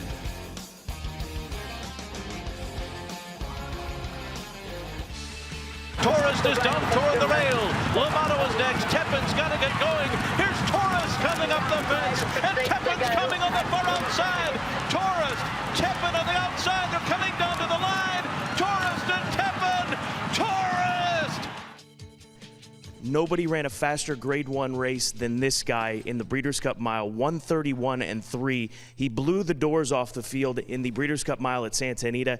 His name is Tourist. His daddy, Tisnow, the 2-time Breeders' Cup Classic winner. His first crop of 2-year-olds. He's got some impressive runners, including Indy Tourist, who broke his maiden by better than 15 lengths. Tourist, the Grade 1 winner and Breeders' Cup Mile winner at Santa Anita. And when you go out to the stallion facility there at WinStar Farm, out in the atrium, there are many trophies that they've collected over the years, and one of the ones that they're most proud of is the one that Tourist took for taking the TVG Breeders' Cup Mile. And that is still a race where we haven't talked a lot about contenders in there, but those works will be coming up with a lot of the Europeans arriving, as we talked about. But when last we were talking to Christina Blacker, it was about travel plans for horses from California. You were getting a call. What did that call tell you? Yeah, Todd, so we have the exact details for you now as far as that flight goes. So it left at 4:28 a.m. Pacific out here, so they are in the air right now, expected into Bluegrass Airport right there across the street from Keeneland at 10:52 Eastern today. So not long from when we wrap things up on the show here. And here is who is on the plane as far as Breeders' Cup horses. There would be a few other horses listed running on the undercard, but Mucho Unusual, who we saw work yesterday for Tim Yaupon, all of Michael McCarthy's horses are on the plane. They all went together. CC, Rombauer, Rushy, and Speech. Big Reneur, who put in his final work a couple days ago. That was one of the first ones that we were able to show you here from California. Both of Richard Mandela's horses, Bombard for the Turf Sprint, United for the Turf, they are on the flight as well. And so there's going to be one more flight out of California tomorrow. So you'll see all of Bob Baffert's horses there, and of course Mark Glatz, the last few that are here. As I mentioned when we kicked off the show a few days ago, Simon Callahan, John Sadler, their horses went to Keeneland quite early. So about half of our contingent is in the air as we speak, Todd, and we will update you on the works that will happen this morning and who's on that next plane in just a bit. Back to you for now. And when they arrive here, you'll be the first to see them on our Breakfast at the Breeders' Cup show. And over at Churchill Downs, we check in once again with Kate and Bradar. Well, the Carroll family is well represented with David Carroll, assistant trainer to Mark Cassie. Kim Carroll, one of the main exercise riders for War of Will throughout his entire career. And Declan Carroll, Kim and David's son, also being aboard War of Will for his final workout yesterday. Kim, you were on both horses, Got Stormy and War of Will this morning. Tell me how they've come out of their works and how they're doing going into the Breeders' Cup. Oh, they're extremely happy and just enjoy everything. Right now, they're just both ecstatic with themselves. Both jogs great. Both came out of the works great. You know, if you watched Will was kind of cute because he's bouncing along, but he's looking at the screens as well as he was going by, and he was just happy as could be. And Stormy, you know, Stormy is herself. She gets a little beastly when it comes to jogging, but again, so full of herself and happy and just like kind of telling me what's going to happen. And so I think they're both ready, and it's going to be great. With both horses set to ship soon over to Keeneland, and in the case of War of Will, especially getting ready for what's likely to be the last start of his career. Talk a little about the emotions and what he's meant to you personally and to your family.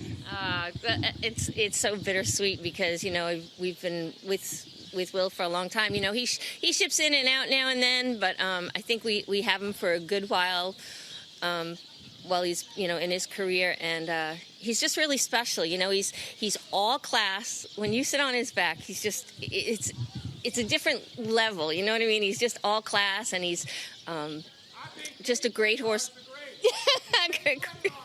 A great horse to be around, and we're going to miss him terribly. You know, I mean, it's funny when you come in the barn, you want to see that face. So I think we're all kind of sad because we've all had something to do with him, and just Stormy, same thing. You know, we're not sure what's going to be happening with her, but I mean, these kids have been around with us forever, so they're like part of the family, you know. And with the big races in mind, does the barn feel pretty confident that both are coming in with perhaps their A game, their best start yet to come? I do. I mean, they've both been training incredibly well, and mentally they're, you know, very well in themselves. So I think, yeah, we're right there with them. I think we're going to see a lot of good running. Best of luck. Thank you so much. The very latest from Churchill Downs in Louisville, Kentucky, back out here at Keeneland, waiting for some horses to come out on the racetrack and get right back into those workouts. We have still Nashville ahead, much anticipated for the Breeders' Cup Sprint, as well as some juveniles. But it is time for a cup of coffee with Gabby Gaudet. I kind of did.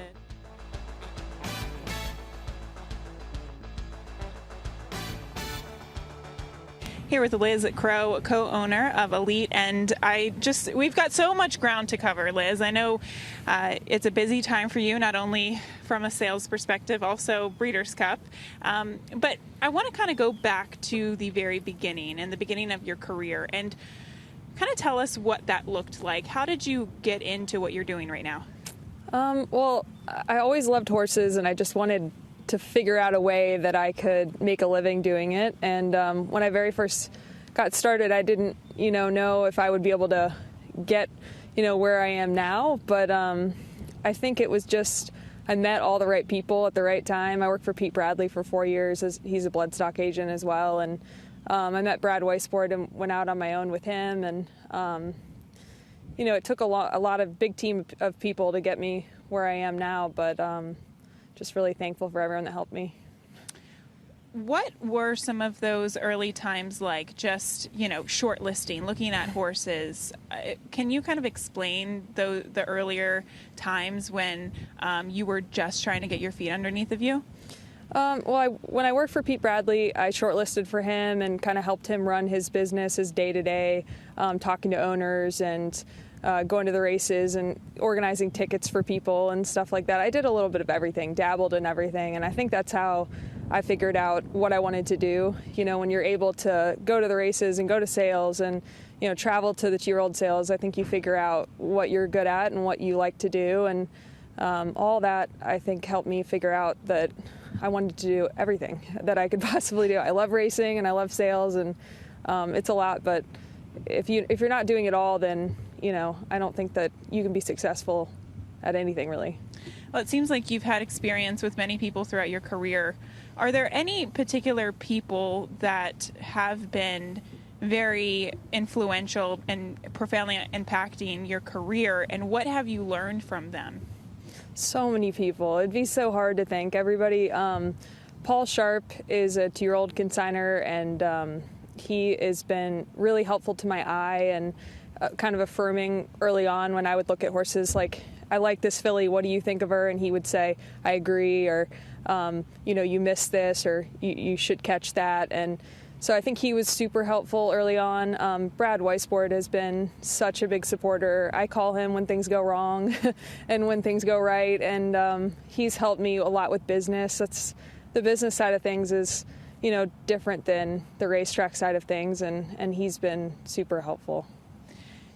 Can you almost speak to that a little bit more? Like, what do you essentially have to juggle in the position that you have? What are some of the things, challenges that you kind of have to do day by day? Well, it's just, you're constantly doing so many different things. Like, I was at the sales all week at Fasig-Tipton looking at 1,500 yearlings while writing passports for elite sales. Our sale is next week at Fasig-Tipton and Keeneland. So you're just, every day brings something new. And then you're going, I went to Churchill this morning and saw Horses Breeze. We have Aunt Pearl and Monomoy Girl getting ready for the Breeders' Cup. So you're kind of doing everything all the time, which is fun. Well, I can't wait to talk about 2 other horses in just a minute. We're going to take a quick break, and when we come back, we're going to talk about not only Monomoy Girl, but also Aunt Pearl. We'll be right back. Thank you, Gabby. And as we said, it's been a very busy morning for the Steve Asmussen barn. It seems every time we go out to work out, every other horse is one of his. He's going to be sending out 2 horses that are built for speed. One in the Breeders' Cup Juvenile Turf Sprint. That would be Cowan, whom we're looking at here first, and a lot of people anticipating Nashville. We also heard that in the interview that Scott Hazelton had with Elliott Walden. But first up is Cowan, who was second in the Indian Summer Stakes last time out here at Keeneland, son of Cantheros. And Cowan out on the track right now here at Keeneland, Simon. Yeah, Cowan is a horse who, he's only had 1 win to his resume, and that was breaking his maiden back in May of last year. Since then, it's been a little disappointing. So they regrouped and put him on the grass, and he's run some decent races. I mean, look, he's finished behind Bodenheimer and Outador, and the pedigree would suggest that he would make that transition. He's by Cantheros, a very influential turf sire out of the Smart Strike mare. He's not a quick horse. He was quick on the dirt. The amazing thing to me, he was quick on the dirt. At least he showed he was quick on the dirt, but doesn't possess that much speed on the turf. Seems to come from off the pace. On the subject of speed, Nashville has plenty of it. He has been awesome in 2 career starts, taking his debut by 11.5 at Saratoga over a sloppy racetrack, then coming here to Keeneland and geared down, winning by nearly 10 lengths in a 6-furlong allowance event for Never Won 2 Lifetime Company, and stopping the clock in 1:09. There was a lot of back and forth about where Nashville would go after that. Would they make an attempt here in the Breeders' Cup Sprint? Would they wait for maybe, say, the Cigar Mile?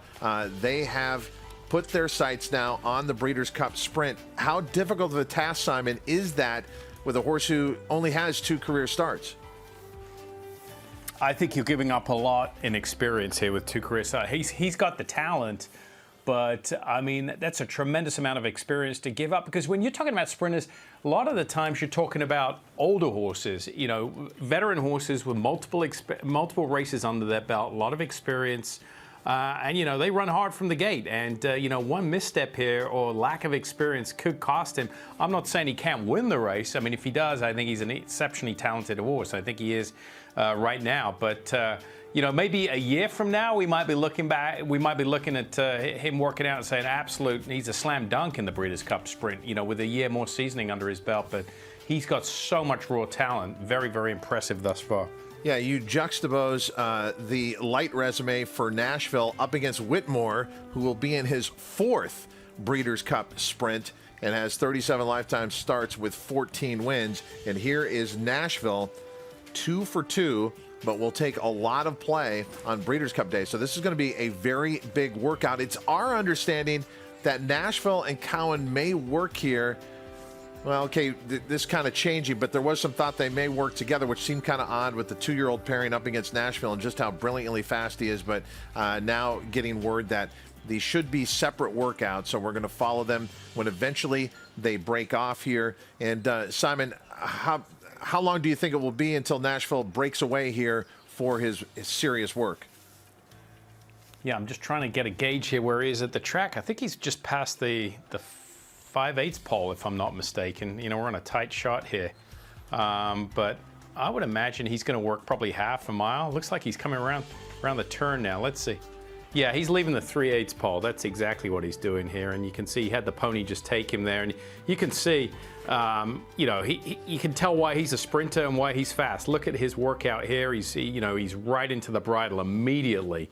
And, you know, I always use the analogy, all the rider has to do here is just ease his foot off that brake pedal a little bit. Do not, at all costs, hit the gas pedal or smooch to him. A rider in this situation is not going to say or do a thing. Just sit motionless, because one little cue from the rider as far as a body movement, whether it's, you know, a verbal cue or a movement of the hands, and he's just going to take off and go. Yeah, can you leave your race in the morning? If you had a disaster scenario like that, a mistake that was made, could you essentially cost yourself on Breeders' Cup Day? Oh, for sure. No question about it. Yeah. I mean, and a lot of the times that's why, you know, trainers like to work their horses this far out, a week, 6 to 7 days out. So if there is a little, you know, you have a room for a margin of error there a little bit, but definitely, you know, if things went really awry, you could leave your race on the racetrack this morning. And at Nashville, every time he steps on the racetrack, it looks as though he has a bullet workout, the fastest workout of the day at that distance. Impressions of Nashville and his work with Scott Hazelton. Yeah, and he was just chuckling a bit when he looked down at his clock. Elliott Walden with Nashville working 3/8 of a mile from the quarter pole. What did the stopwatch tell you, Elliott? Well, it's hard to kind of get it from here, but he went. I got him the first 8th and almost 13, and then like 23 and change from the 8th pole. He just doesn't look like he's doing anything. How has this horse been able to progress as quickly as he has in these 2 races? Well, Steve and his team have done a wonderful job with him. You know, he's always been very talented. He has always been a very fast horse. Even at the farm, he would want to do more than you'd really want him to do. And Steve's done a really nice job of getting him settled, getting him in rhythm, and letting him use himself the way that a natural horse, talented horse should. Now, after his most recent win here at Keeneland, where he was geared down in 109, the talk was the Perryville on the undercard. Now the sprint, he's carrying the Breeders' Cup Sprint saddlecloth. Is he fully committed to running into the Breeders' Cup Sprint, or is the Perryville still on the table? Yeah, everything's on the table. We'll see tomorrow at entries, and you know, we'll see how it goes. You know, he's an extreme talent. He's only 3. He's only run twice.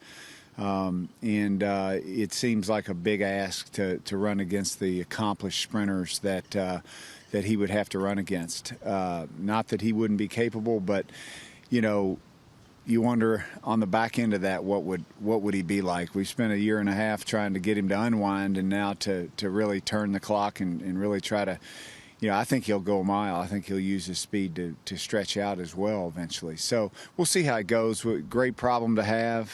Blessed to have him, and he's got a cool name, Nashville.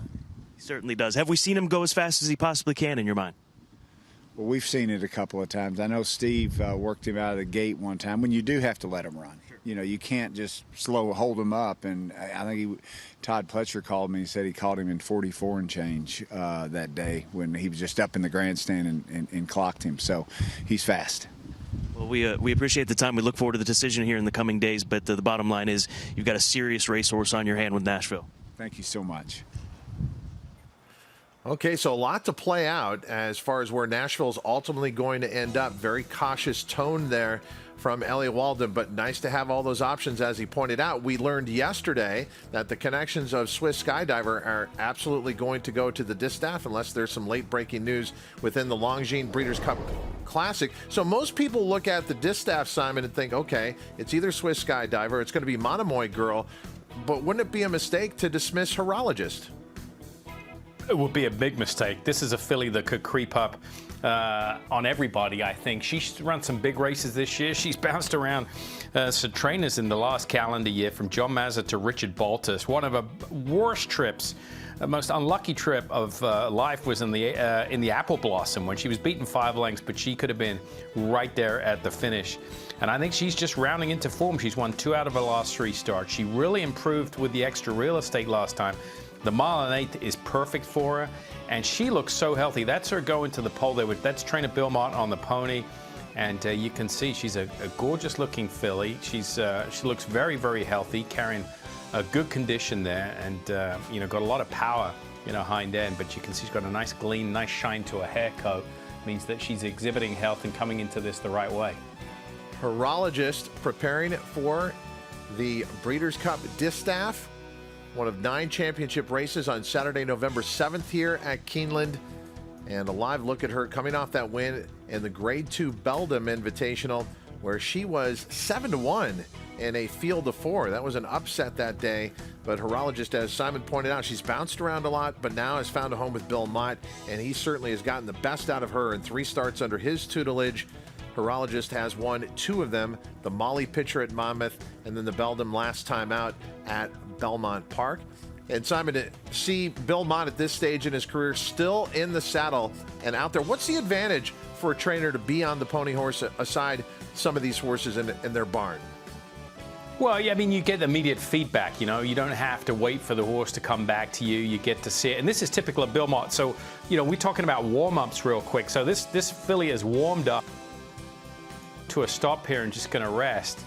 And she'll just stand here. It looks like she's hooked up with another pony there just to stand for a little bit. Bill Mott is probably going to gallop back around to the clubhouse turn, either to pick her up or watch the work. But this is something that he's done the last several years. Never used to do it when I was there. Was gallop first, let them stand out, and then go ahead and do their work. Horologist getting ready to work here live on TVG's Breakfast at the Breeders' Cup, presented by WinStar Farm and Keeneland.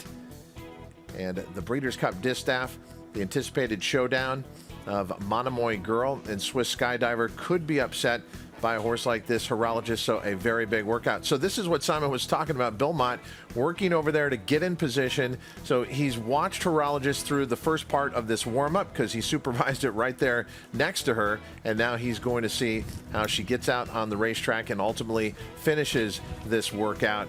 But it is something to see one of the best trainers American racing has ever had on horseback himself, and out here supervising up close.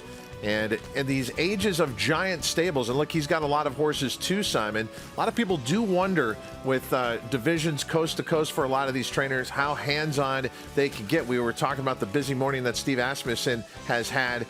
It is amazing to me how these operations work, and there's nothing like being up close to it. And here goes Horologist. Yeah, there she is. Exactly what we talked about. She warmed up, stood out, and now she's breaking off for a work here. She's clearly an aggressive workhorse. Look at this. I mean, she has jumped right into her business here, and you can see the rider is fully stretched out here, and he'll just try and, ease her into this workout as smoothly as possible. And you can see his legs were, I mean, the old cliche, feet in the dashboard. Now they've come back, and he's dropped his hands a little bit, let her drop ahead. And it's just that first part she's a little aggressive. But now, once she gets into her work, she's very, very manageable for the rider here. And like I said, I think she's creeping up on the field here. I think she could make a little bit of a noise in this Distaff. And she might be a little bit of a price here on Breeders' Cup weekend. Just taking the turn there out in the middle of the track and keeping a 2-3 path there just away from the rail. But I mean, she is just, again, another one that just flicks her feet out in front of her. No wasted motion, very efficient stride, and very, very professional. Horologist, daughter of gemologist, out of the Stephen Got Even mare Cinderella Time, was bred by Hollycrest Farm in the Garden State of New Jersey. Might be one of the best New Jersey breds to come to the Breeders' Cup since Open Mind. And there is trainer Bill Mott seeing the workout and how it concludes. And then we'll get immediate feedback, as Simon mentioned, and Horologist continuing into the turn, and then very eager to go on with it here, but eventually will be geared down. Horologist preparing for the Breeders' Cup Distaff. And so a busy morning for trainer Bill Mott as well, as he had Tacitus out. But back to the Steve Asmussen barn. Cowan preparing for the Breeders' Cup Juvenile Turf Sprint. We mentioned stablemate Nashville out on the track moments ago. But Cowan, second last time out in the Indian Summer on the turf, and would be a long shot in the Breeders' Cup Juvenile Turf Sprint.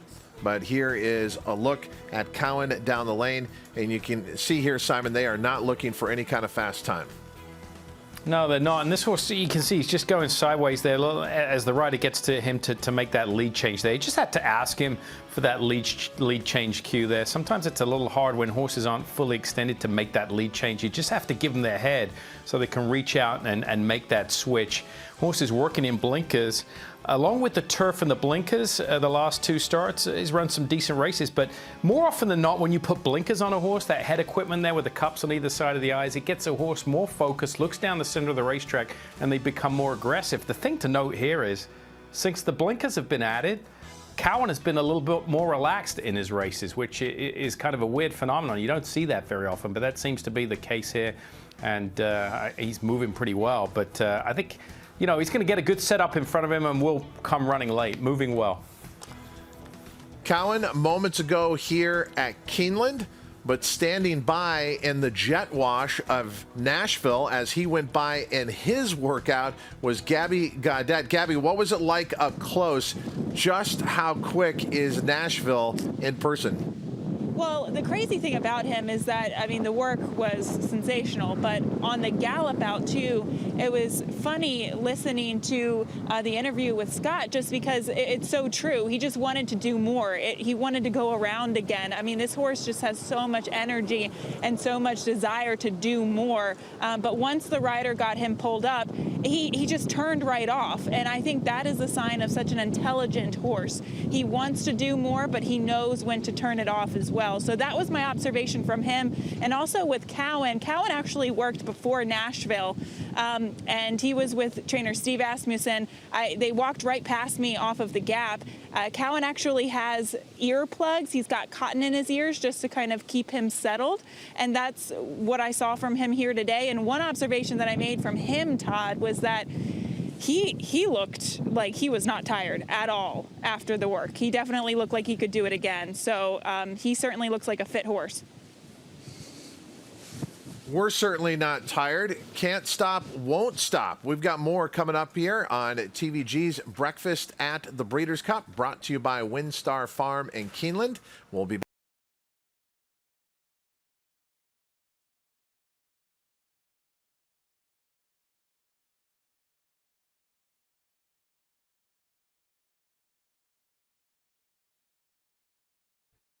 This is Karen's land. It's been here a long time, and so is she, along with Mojo. The first fence post went up here. Now there's 5,000 of them.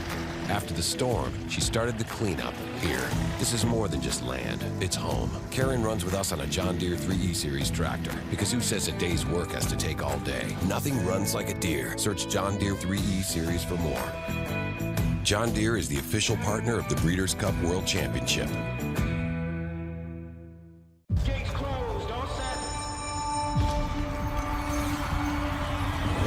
At Calumet Farm, we're proud to offer proven stallions to fit every breeder's needs. With over 72 million in progeny winnings on dirt and turf, our diverse roster is producing the champions of today and tomorrow. Calumet Farm, a legacy reborn. Consistently versatile, with 19 Grade 1 winners on every surface, from 6 furlongs to 1 1/4 miles, all over the world. 3 new Grade 1 winners in 2020. Echo Town wins the Allen Circus Stakes. And Lady Spikespear has gone on to win the Natoma by 3/4, Alda. All purpose, all places, all power. Spikestown. Catholic Boy, one of only 3 American 3-year-old colts in history to win Grade 1s on both dirt and turf, including the immortal Secretariat. A graded stakes winner at 2, 3, and 4, from coast to coast, from 7.5 furlongs to 1.25 miles. In 2018, the fastest 3-year-old in the country over 10 furlongs by internationally successful sire More Than Ready. Catholic Boy, standing at Claiborne Farm. Here you would get down about 900 and about 900,000. Thank you. He struck me as a classic distance type horse.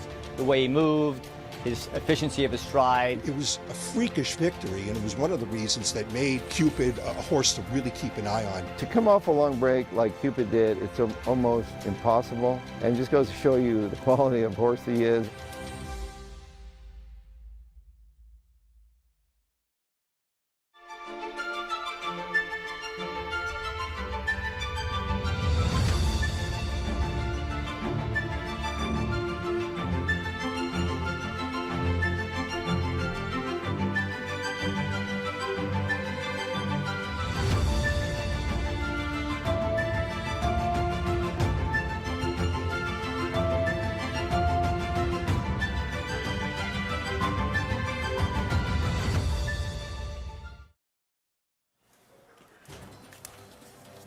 As we've talked about, unfortunately, no fans could be at the Breeders' Cup this year, but you can still participate. And here is a fantastic concept. It is the Longines Prize for Elegance. Post your race day look and make sure you put up the hashtag MyBreedersCup and tag at Longines by 3 p.m. Eastern Time on November 7th. The Longines Prize for Elegance, and a huge prize waiting for the best female winner and the best male winner. Busy morning for trainer Bill Mott. Joaquin Jaime with him. Yeah, Bill, very busy morning for you with your Breeders' Cup workers getting their final preparations in. Let's go and start with the earliest one. Frank's Rockette, what did she do earlier today? She was a half a mile, nice and easy. She was 49. We went out right at daylight. Had a good racetrack. She went smooth. She was really relaxed and, seemed to do it the right way. Very happy with her. Very typical of what a work would be, when we work her by herself. We put in a working company last week, and she was just by herself. This week, just a little blowout, and we'll hopefully be ready for Breeders' Cup Day. Has it been officially decided yet what race she is going in for you guys with the Filly Mare Sprint or the Sprint? I'm going to speak with the connections today one more time. We'll probably make a decision by the end of the day, but I'm leaning toward the Sprint. We know she's good at 6 furlongs. It's a little bigger field. There are advantages and disadvantages to both races for us. The Sprint is a tough race. I mean, there's, some very competitive horses in there, but we think we're good at 6 furlongs. The Sprint will have probably a full field, probably have 14, where the Filly and Mare Sprint will probably have no more than 10. So, that does come into the equation, but also the 7/8 of a mile of the Filly and Mare Sprint comes into the equation as well. Channelmaker, Tacitus, they worked in company. Then you just had Horologist on the racetrack right now. What did you see from those 3 horses this morning? I thought Channelmaker and Tacitus were very good. Tacitus was, tracking Channelmaker. We just went a half a mile with Channelmaker. Went very well. He looked nice and sharp. He was in the bridle, but doing it the right way. Tacitus tracked him, a couple lengths back, joined him in the stretch. And we had Tacitus go out another furlong afterwards. We let him work out another furlong and then gallop out. So, I had Tacitus out in, a minute and a fifth. I thought it was very good. Channelmaker and he went together for, like in 47 and 1. All right, thank you, Bill. We'll let you go ahead and get on with your morning. Thank you. Bill Mott looking to add to what Joaquin was told us at the top of the show. 10 wins in Breeders' Cup history and plenty of chances in this year's edition of the Breeders' Cup. And so waiting for the renovation to complete. We'll have more workouts here at Keeneland. We'll also have an update from Churchill Downs. Much more coming up here on TVG's Breakfast at the Breeders' Cup, brought to you by WinStar Farm and Keeneland.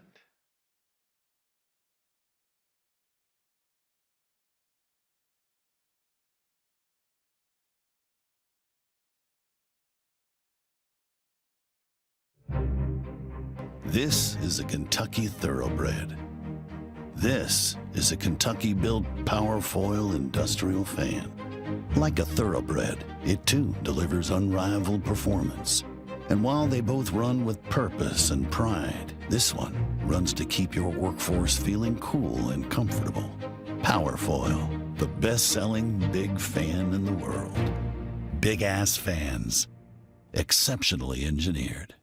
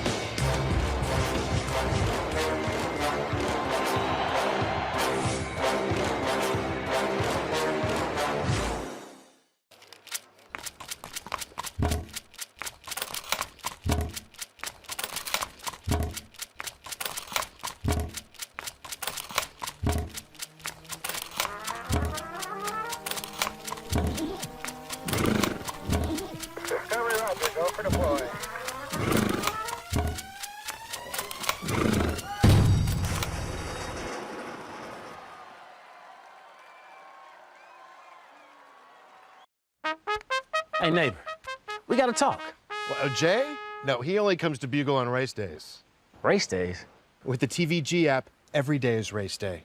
You can place bets right in your phone, even stream live races. Upcoming race at the Breeders' Cup? I can have a day at the track whenever I want, right at home. Coming through, guys. Go get him, Mike. Mike Smith? Yeah, Mike Smith. There's a new home of horse racing, yours. Get a 50% bonus on your first deposit up to $250. So she was trying to do something unprecedented.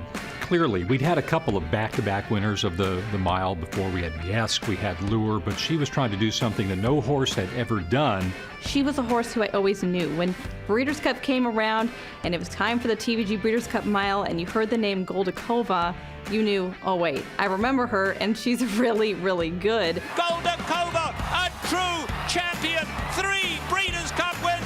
It's the first time it's ever been done that 3 Breeders' Cup races had been won by the same horse. So that stat alone makes an outstanding achievement. Goldakova made it look relatively easy. And that's what I'll always remember about Goldakova is that, first of all, she stayed in training to attempt that. To me, speaks to her greatness. And like I said, the relative ease that she did it every time out was really breathtaking. So establishing the standard that all have to aspire to, Goldakova with those 3 wins consecutive years in the TVG Breeders' Cup Mile. But think about this for a moment. In her career, she won 14 Group 1 races around the world. Goldakova, one of the greatest champions we have ever seen here at the Breeders' Cup, and we look forward to this year's edition of the TVG Breeders' Cup Mile. We also look forward to knowing what's going on social media as it relates to the Breeders' Cup, and monitoring that for us, Christina Blacker. Yeah, I'll tell you what, Todd, a long way to go for the record and the resume of Goldakova. But if you want to see a horse from Europe for this year that moves like Goldakova, look at those new mandate replays, shades of her stride, certainly. All right, time for our ABR Twitter talk. As you mentioned, we're going to jump right into it. Thanks to our friends at ABR for keeping us updated as far as what is going on in the world of racing. All right, Rajiv Miraj says, well, I'm up at 4 a.m. because it's supposed to be 5 a.m.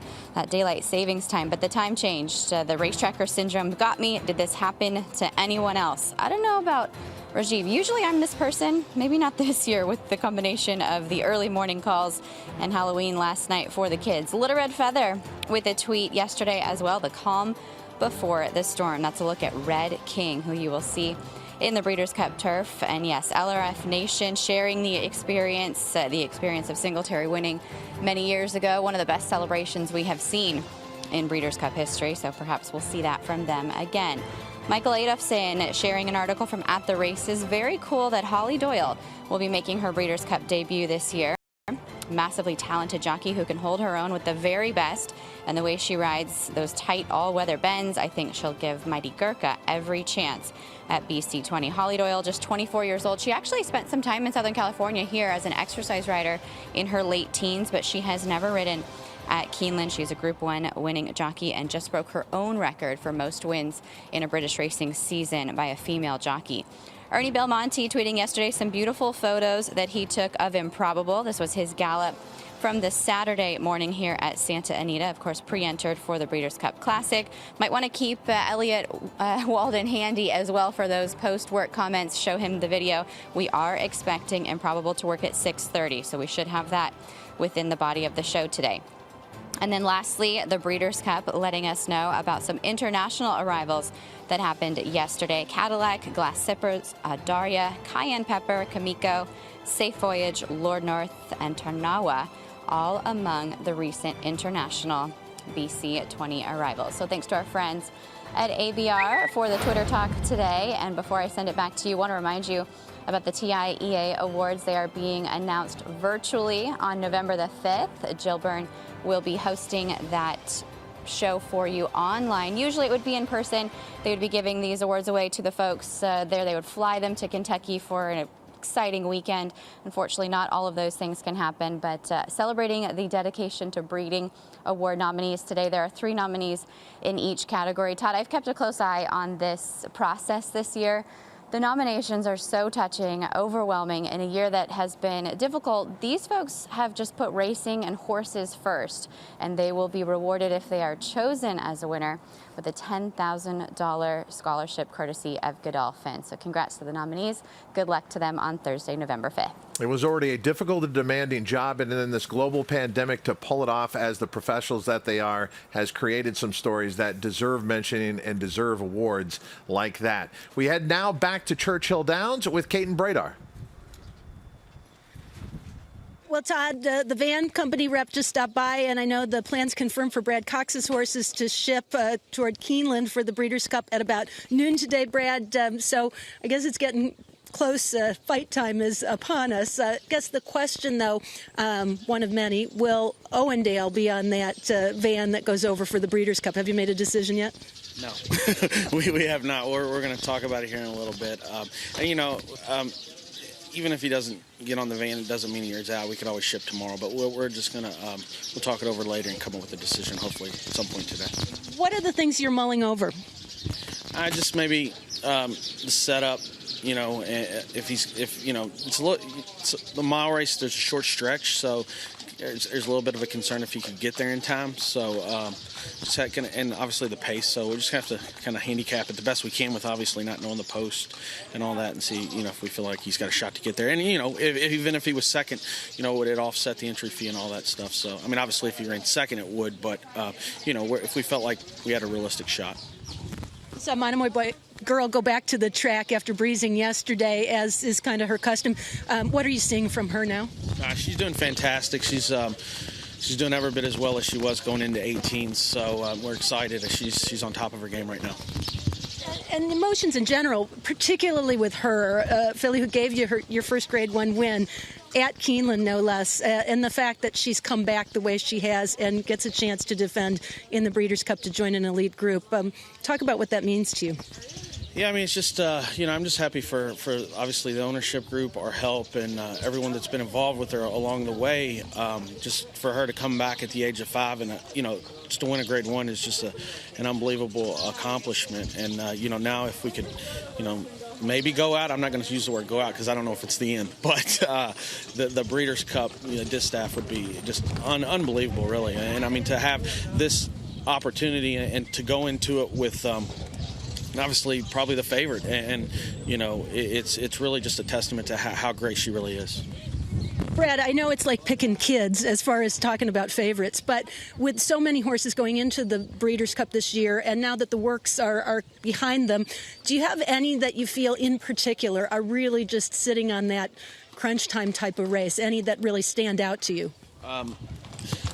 They're all doing really well. And I mean, I know people think you have to say that, but there is one horse that's like, this is going to be his third Breeders' Cup, Arklow, and he's never been this good going into a Breeders' Cup. So he's the one horse, I guess, that's just moved forward and seems to be thriving more so than he ever has. So, you know, all the others are, you know, like Aunt Pearl, she's doing obviously very, very well, and she's going to need to move forward again. Essential Quality, same thing with him. And Abarta's really doing well. He seems to really be moving forward and maturing at the right time.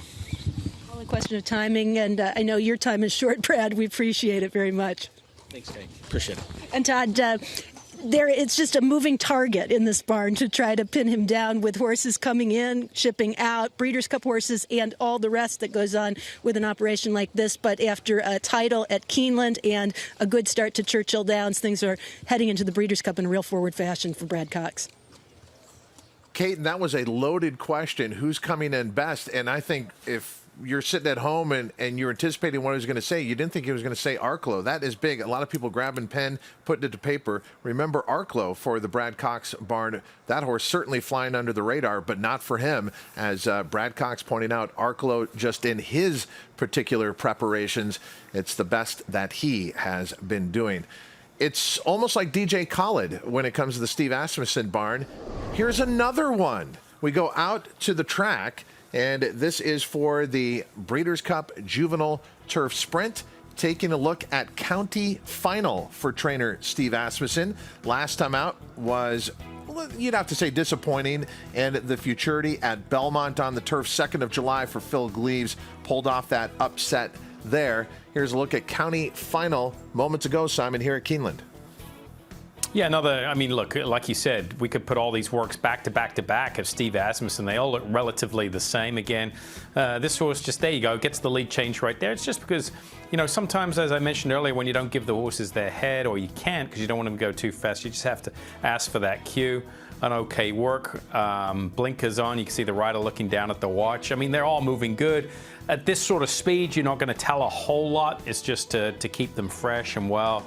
Big question is he good enough? I mean, the only win here recently was an off-the-turf event. Former trainer broke the maiden with him, John Ennis, in nice win, 4 furlongs on the grass. But been a little disappointing as of late, I would say, and he's probably going to have to step it up a little bit next weekend. County final completing his preparations for the Breeders' Cup Juvenile Turf Sprint. What a fantastic Friday lined up at the Breeders' Cup. You have 5 championship races on that day, all for the 2-year-olds. And it is Future Stars Friday, the 9 championship races on Saturday. It's the 2 best days of racing by far. And to remind you of that schedule, and remember, we got that post position draw show for you tomorrow. Don't miss that. So much of what we've been talking about with the trainers, you hear them say, well, if I get this post position, this is what I think is going to happen. This is what we're going to do. Those answers will be forthcoming tomorrow, so don't miss that coverage. But here is the schedule for the 5 championship races on Friday, along with the wagering menu offered there. Don't forget, huge guaranteed pools both days, Friday and Saturday. So aside from that wagering menu, guaranteed big pools, particularly in the horizontal wagers, the pick 5 and pick 6. And looking to Saturday, 9 championship races on that day. Look at that. Concluding with the biggest race of all, the Longines Breeders' Cup Classic. And this is a classic to remember. And remember, the last time we hear it was American Pharoah blitzing the field. It's not going to be that this year. Whoever emerges out of that race is going to be in a battle. 2 days of championship racing, November 6th and November 7th, the Breeders' Cup here at Keeneland. We'll be back with more TVG's Breakfast at the Breeders' Cup right after this.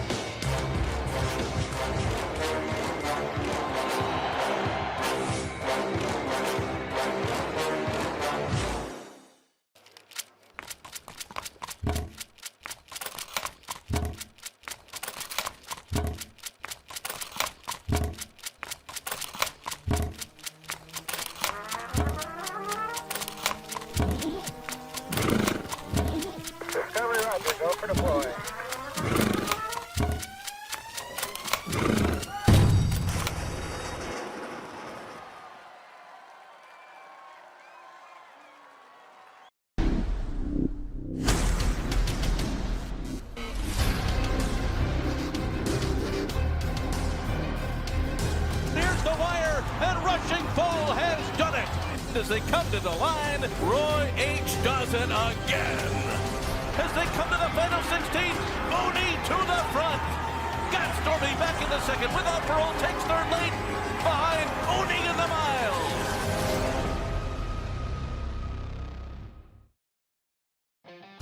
TVG's Breakfast at the Breeders' Cup is presented by WinStar Farm and by Keeneland.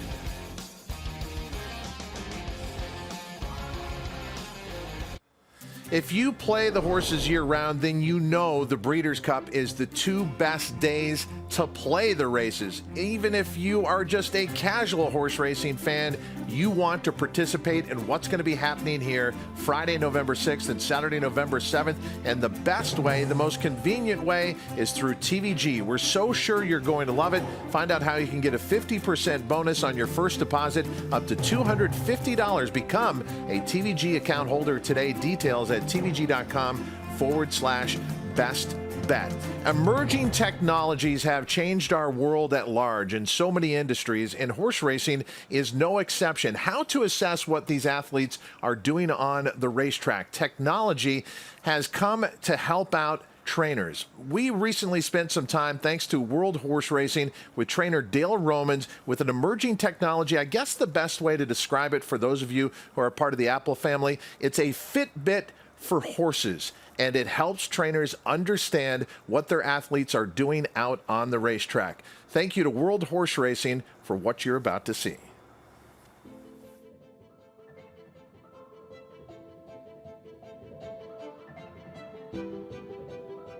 I train a lot about feel and a lot about gut instinct, and I think that anybody who grew up in a barn probably does that because animals change daily. But with that being said, I love to be able to put it on paper and back up what my gut instinct is and my feel. Since I've been working around sitting on go and watching him train, I've noticed that he has an enormous stride length, and it'll be interesting to see what the Equimeter has picked up in comparison to some other top quality 2-year-olds. I probably will analyze any changes in his maximum heart rate to pinpoint maybe a respiratory issue or maybe a fitness issue or even a lameness issue. If we have a large database that we've collected through months of training and something is out of the ordinary, then we can actually dig a little bit deeper and maybe we can pick something up that's not so easily seen on the outside. What I would see this really helping us with going forward is that we will establish while we know he's doing very well and he's coming into the Breeders' Cup with baseline of when he's good. And, normally like working today, I would have said he had a great work. He looked to me like he was moving well. He looked like he had plenty of energy, he finished good. On recovery time by eye, I'll sit up in my clocker stand there. When they walk back past me, if I look out the window and listen to them, if they're not breathing hard and they're already settled and walking off the racetrack, then I'm assuming that their recovery time's been pretty fast. But with the technology to back it up, I think that both things can work hand in hand very well. And look how even it was, beats per minute, and then drops off dramatically at the end of it. It cools off fast, huh? That's pretty impressive. I think the benefit of the Equimeter's stall side application is we can have the results instantaneously after the horse is done working out or galloping. And it's very easy, and we can interchange it between horses, and the data and the software seem very easy to use. And we can work off of that. So we see some kind of decline where the heart rate's different than it was, then you could it's usually caused by some type of stress, whether it be pain or some illness coming on. And I think we could use this early in a horse's career to evaluate where they might be able to go and who do we want to keep spending money on and who do we want to move out of the barn, because it's very expensive to have a horse in training. Without the Equimeter before, you would just have to evaluate a horse on just pure visualization. And I think this will help trainers be able to recognize if a horse can go a route of ground or maybe sprint a lot easier, and maybe tailor a training program to that individual. But I think there's a lot of ways to use it. Still getting used to it, still learning information, still learning about all the data, but very impressed so far.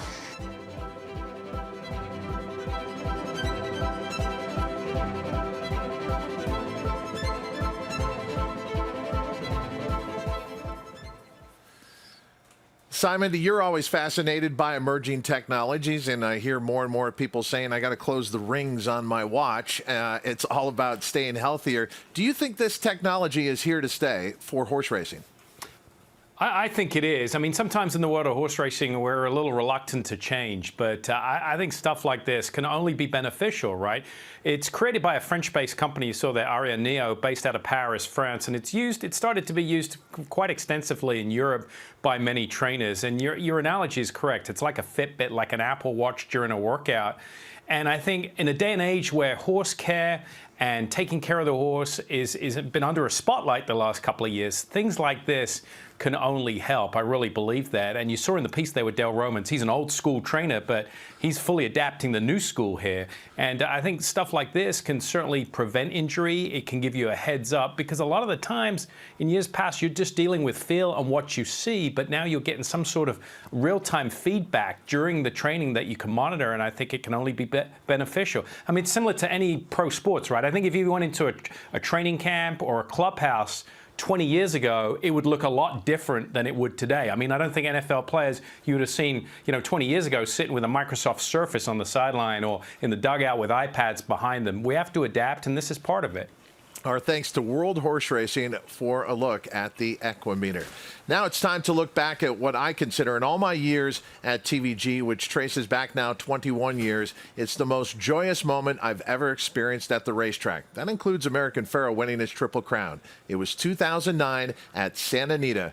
Girl power on display. Zenyatta becoming the first female racehorse to win the Breeders' Cup Classic, but she did it in a way that was all her own, from well off the pace and in the shadow of the wire, and one of the most memorable calls by Trevor Denman that we will never forget. Breeders' Cup Classic. Fields sent on their way in the Breeders' Cup Classic to the roar of the Santa Anita crowd. Regal Ransom bounced away quickly. Zenyatta is dead last. Zenyatta's dead last early. It's Regal Ransom going on. Yaupon, Einstein is right there. Colonel John in the white colours. Summerbird has the red cap in the vanguard too. Rip Van Winkle is on the outside, and Twice Over racing right behind them. They tightly grouped and not in a big hurry out on the lead. Then it's Awesome Gem. Yaupon back fourth last. Been followed then by Richard's Kid. Then comes Mind That Bird, and Zenyatta is dead last. Zenyatta last, got to be giving them about 10, 11 length start. They grow to the three-quarter pole now in the Classic, and it's Regal Ransom just setting a sensible pace, not in a big hurry out here. Rip Van Winkle now goes up second, and Colonel John scrapes the paint in third. Einstein's right there too. Girolamo, white cap far side. Here's Kent DeSormo and Summerbird. They 6 at the rail, just 5 off the leader. Then it comes Twice Over, Awesome Gem, and Yaupon giving them 7 length start. Then it's Richard's Kid. Now here's Zenyatta. Zenyatta is still a good 10, 11 off the leaders, and then it's 4 back to Mind That Bird. A half mile to go now in the Classic, and still the leader is Regal Ransom, a length and a half. Rip Van Winkle being sent along after him, then Colonel John. On the far side, Girolamo. Einstein is right there. Summerbird at the rail. Twice Over is next, then Awesome Gem. Yaupon behind that, then Richard's Kid. And now here's Zenyatta, and let's see. Zenyatta has a lot of ground to make up. Zenyatta, if she wins this, she'll be a super horse. She's starting to pick them off though. Zenyatta going to hook to the outside. Meanwhile, it's Colonel John. Summerbird in the red cap. And Zenyatta's come to the outside. Zenyatta coming flying on the grandstand side. Yaupon on the inside. Summerbird is right there. This is unbelievable. Zenyatta, what a performance. One we'll never forget. Looked impossible, but it is Zenyatta still unbeaten under Mike Smith. Yaupon second, Summerbird, and then Richard's Kid. What a dramatic performance. One of the most sensational ever. Zenyatta wins the Breeders' Cup Classic. It's what we're all looking for in life, to be inspired, to believe in what seems impossible. And Zenyatta, although our hearts were broken the following year when she tried to win the Breeders' Cup Classic again and end her career 20 for 20, that moment in 2009 is one that will stay with me quite often. I wish I could bottle it up and take some of it whenever I'm feeling a little bit down, but I cannot tire of looking at that replay. And I remember, Christina, you're out in that grandstand right now at Santa Anita. You would have thought she was 1-20 in the wagering, because I didn't see anybody who was disappointed in that result. The pure joy, that grandstand shook with it on that day. Yeah, I would echo those sentiments. It was sort of a collective euphoria. And I remember exactly where I was standing, and then just looking back at the grandstand and seeing everyone cheering. You know, any kind of sports event you go to, for the most part, you have teams, right? You have people rooting against each other, and even horsemen that had other horses in the race were happy and were cheering. It was an amazing experience, and look forward to just kind of feeling that again at the racetrack at some point when we can have everybody back together. But speaking of the Classic, it is time now for our Breeders' Cup Classic report. I'm waiting to see that golf cart, the black and red golf cart of Bob Baffert, pull up any second now. As we told you in the last segment, we are going to see Improbable work at 6:30, and it's amazing what the extra hour of daylight has done. We're going to get a very clear view of him this morning. So that is the Classic news to look forward to here from Santa Anita, is to see Improbable work. The others, Authentic, Maximum Security, had their final drills yesterday, and all three of them will be flying on the last flight out of California tomorrow. Joaquin, what about you as far as Classic news from Kentucky? Well, we stay with the Southern California horses, Christina, and higher power for trainer John Sadler. He had his final piece of work yesterday. 5 furlongs and 58.4 was the official time for the move, and that's actually his 5th workout over the Keeneland surface. Juan Leyva told me after the workout yesterday, the assistant for trainer John Sadler, that he feels much more fit to him now than we arrived here in early October for higher power. And that was something that was part of the plan. They wanted to go ahead and ship him into Kentucky and get him acclimated here. Reason being, the last time he shipped out of state, it didn't go very well for him over at Gulfstream Park. He didn't ship in well, therefore he did not run well. So that is the reason why higher power has come to Keeneland Racecourse early, and it seems like everything has gone according to plan for this horse for trainer John Sadler. Scott Hazelton, Swiss Skydiver, has been a part of this Classic report for the last few days. I guess we could probably move her now to the Distaff report, because as we heard with the interview yesterday from Kate and Bredar with trainer Ken McPeak, it is looking like Swiss Skydiver is going to be facing the girls in the Breeders' Cup Distaff this year. Scott. Yeah, minus a big defection, so hold off on it a bit. We don't have the entries yet until tomorrow, but I think that Kenny is right in thinking that these horses should be good to go come entry time tomorrow for Breeders' Cup weekend. But turning to my two, Global Campaign and Tacitus. Tacitus put in a workout not long back here at Keeneland Racecourse in company with Channel Maker. Channel Maker, of course, Grade 1 winner here this year on the turf course as he gets ready for the Breeders' Cup turf. And as Bill Mott mentioned to Joaquin minutes following this workout, he tracked him. He laid right off of him. Channel Maker worked a half a mile. Tacitus, the gray on the outside, he would go a furlong further, and he had him in a minute and a 5th. So he was very pleased with the workout, and we've talked a lot about this horse here in recent days and the fact that he has shown us flashes of brilliance. You got to like the way that he got over this main track. He's going to be a price and a horse that you certainly have to consider. And as far as Global Campaign is concerned, Gabby Gaudette, he worked yesterday at Churchill. We talked to Elliott Walden. They're pleased with him. He's a Grade 1 winner who deserves a chance in this Breeders' Cup Classic. Yeah, Scott, I love all the comments that you made about Tacitus, because I've been impressed with him the past couple of days, and especially his workout here today. I'll check in with Tiz the Law. I did have the opportunity to speak to Heather Smullen from the Barkley Tag Camp this morning, and she said that all was well with him back at the barn this morning post-workout. Of course, he did put in his final Breeders' Cup drill yesterday morning as Duke is enjoying his mid-morning snack. Very sorry about that. So she did say that he just walked and he also grazed for a little bit, and he was sharp today. He was very, very sharp out of his workout yesterday, and he will resume training tomorrow morning. He'll go back to the track. And one thing I've noticed about him is that he has so much confidence, and about him thus far, he's also very happy. He's always been an expressive horse. You know when he's happy, when he's a little bit agitated, and right now he just looks like he couldn't be doing any better. Now, with regard to title ready, he obviously put in his final workout at Churchill Downs yesterday, and it seems like all is well with him as well at Churchill Downs. But for more information at Churchill Downs, I'll let Duke continue his mid-morning snack, and we'll check in with Kate and Radar. Snack sounds good right about now, Gabby. Here at Churchill Downs, let's start with By My Standards, a quiet day, walk day at the Brett Calhoun barn after a workout that was termed perfect on cruise control by My Standards under Gabe Saez.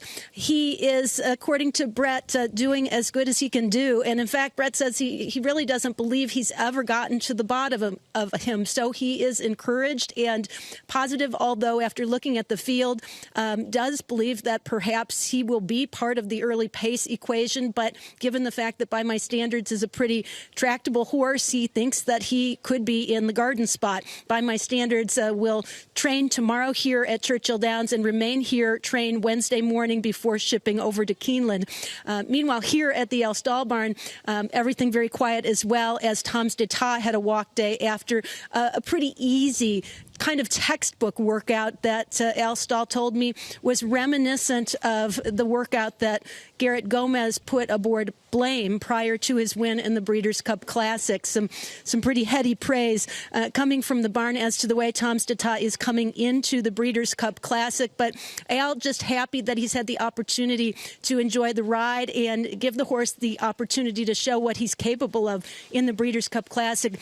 He said there are no regrets surrounding this horse, only that his owner, Tom Benson, not here to enjoy the ride as well, although he's thrilled to be able to enjoy it with Gail Benson and the rest of the team. And he also said that this is some redemption and a reward for a lot of hard work that the entire team has put in for a very long time to get to this point. And while a win would be extra special, coming off of a 3-month layoff, it is going to be quite a feat. Win, lose, or draw, Al feels the best part of the story is that the horse retires to WinStar to continue his career at stud. Todd?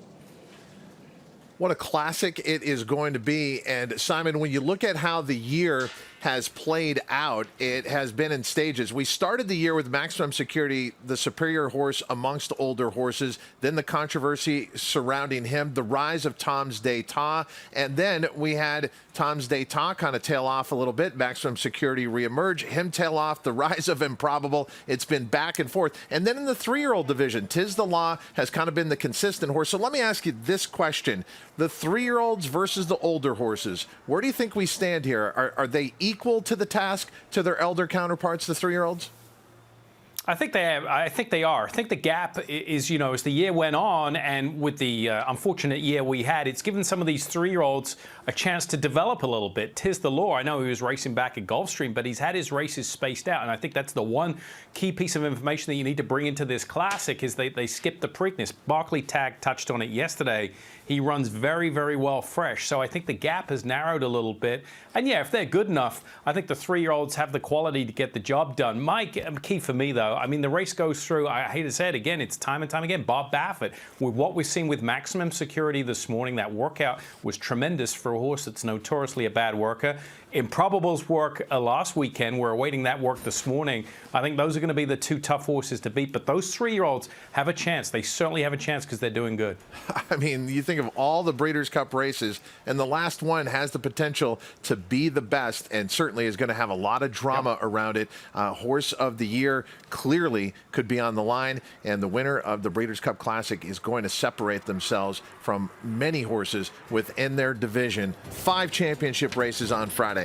9 championship races on Saturday, and we've got a fantastic way for you to watch all the Breeders' Cup contenders. Watch through the TVG app with our streaming cameras. Choose one or multiple of our live streams that will follow the Breeders' Cup contenders from the time they enter the paddock until they walk into the starting gate. We have a camera that will be dedicated for each starter across all 14 championship races, allowing you to keep a close eye on all horses as they warm up for their championship moment. Download the Watch TVG app and watch all of the Breeders' Cup horses. We're going to watch Red King now. We heard earlier in our social media report about Little Red Feather letting their partnership know that Red King is preparing here at Keeneland. And Simon, we get to step on the turf course and we get to see what that turf course is providing today. As we saw yesterday, it was very, very deep. Looks like it's dried out a little bit here, but Red King preparing for the Breeders' Cup turf. Yeah, I think looking at the condition of the turf is going to be key here. We saw those works from Campanelli yesterday earlier in the show, and when they turned for home, you saw how much kick-up those horses were providing. You can still see there's some cut in the ground there as the turf is getting kicked up by Red King. But for a horse that's based in Southern California, notoriously, all those Southern California horses like to hear their feet rattle on the grass. We don't get rain out here. I think he's moving exceptionally well over the grass. A horse who was claimed for $35,000 a year and a half ago. It's resulted in 4 wins since that claim, including the Del Mar Handicap Grade 2 lost out, beating United. You can still see there is some cut in the ground there, and Red King just coming through the lane. Doesn't switch leads there, and he's been asked to finish up.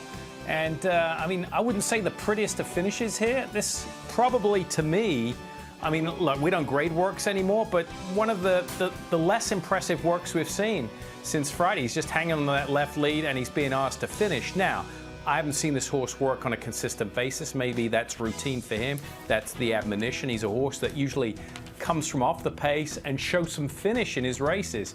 To me, he didn't do that in his work this morning. He went off a little quicker and didn't show the ability to finish and didn't switch to that right lead.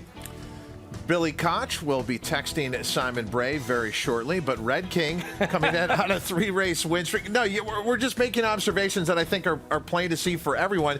And look, it has been a great 3-race win streak from optional 40 to grade 3 San Juan Capistrano to grade 2 Del Mar Handicap win last time out. But Red King, big long shot in the Breeders' Cup turf. Looking out to the track, other horses waiting patiently on the turf. And Gypsy King and Royal Approval are out there. And on this clear windswept day, like we pointed out, there still was a lot of rain prior. And so this turf course still kind of showing the effects of that. And Alex Solis is aboard Gypsy King here, and it is wearing a Jockey camera for us. So you're going to get a real close-up view here. That's where it looks right now for Alex Solis. And you know, good to see him back in this position, Simon. So much experience. Yeah, and look, he retired from racing. He's still a member of the California Horse Racing Board. Fantastic rider. Rode some great races for me personally many moons ago, and worked for Richard Mandela for a while, but now relocated back to Kentucky because his son Alex, key bloodstock agent in the business, and based in Kentucky. So now he's working for Wesley Ward, and you see that with Wesley Ward a lot. He employs a lot of ex-riders or young riders trying to make a name for themselves. You know, obviously with that jockey background for Wesley Ward, that comes into play here. But just this is a fantastic shot here. You get the wide perspective of what's happening on the right of your screen, and the jockey cam here for Gypsy King on the left of your screen there. And hopefully we'll see this work here. I'm not sure how far they're going, but Gypsy King, only 1 win to the credit so far. That was a maiden-breaking victory in gate-to-wire fashion. So again, probably a horse who might be a little overmatched in the Breeders' Cup Juvenile Turf Sprint here, but nonetheless, eager to see him work here on this rain-softened turf. Think about that, $1 million, Simon, for 2-year-olds to sprint on the grass. When the Breeders' Cup started, a race like this was unthinkable, but that's what I love about the Breeders' Cup, how the format has changed with the races offered, because it's a recognition of how racing hasn't changed. Really an emphasis now more here in America on turf racing than we've ever had, and particularly sprint races on the grass. Yeah, look, I wish they had these races when I was training moons ago. I mean, look, but you know, you've got to change with the times. The prevalence and the increase in turf racing across the United States has just grown exponentially the last several years. And it's a world championships, right? And by world, we mean we need to bring in the Europeans. And to do that, you need to create more turf racing. And that's, in turn, has done that as well. So you can see the view that Alex is getting. He just peeked his head back there. I think that's what that look around. He's looking down. And, yeah, that's just a great shot. And you can see the hoof prints in the turf there, how soft that is from the previous horses working. So there's still considerable moisture in the turf course there. But the thing about it is, I've been checking the weather. I mean, you're there, Todd, you know, but clearly we've got drying out conditions for the rest of the week. So hopefully it'll be perfect next weekend. But I do wonder if this were a racing situation, if they'd be running on the grass today. As I said yesterday, and I know it's a different spot, but it's still only 90 miles west of here at Churchill Downs. They took their races off the grass, but obviously preparations, eventually they've got to let them on the turf course here at Keeneland to prepare for the Breeders' Cup. But you can see it is some slow going out there, and it's not going to be desirable for every horse, although Wesley Ward, talking with Campanile and a couple others that he had earlier today, he hopes the turf course is just like it was yesterday and today. But you can see it is literally like hopping on a treadmill out there. They're going more up and down than they are going forward here, and they're getting a lot out of these workouts. But a deep, tiring turf course, no doubt, here at Keeneland. Yeah, the key here from a trainer's perspective, especially, look, if I was in this situation, I wouldn't want these horses coming off the bridle. And what do we mean by that? I've referenced that quite a lot the last few days, is we don't want to turn their heads loose, because with that, horses can get a little bit off balance, they can lose their footing, they can make a little bit of a misstep. The tighter you have the reins and the bit in their mouth, you get a control of their body. You know, you hold them together and keep them collected.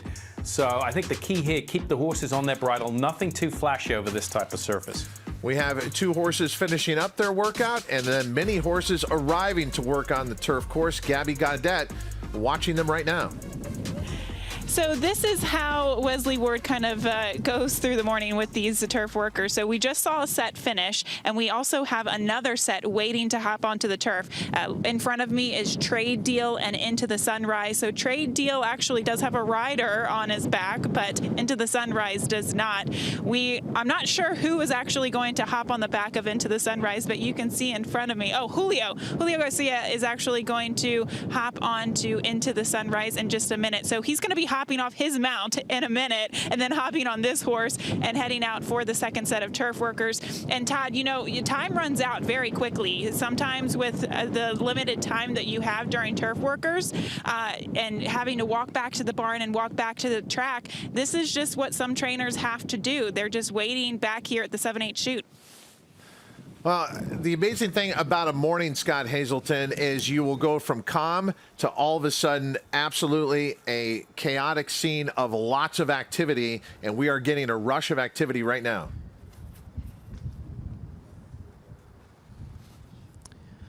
That's right, Todd. And when we've got turf workers, there's always going to be Wesley Ward ones taking to the turf here at Keeneland Racecourse. Gypsy King and Royal Approval out there on the turf. First of all, why did you let Gypsy King be the one leading the way?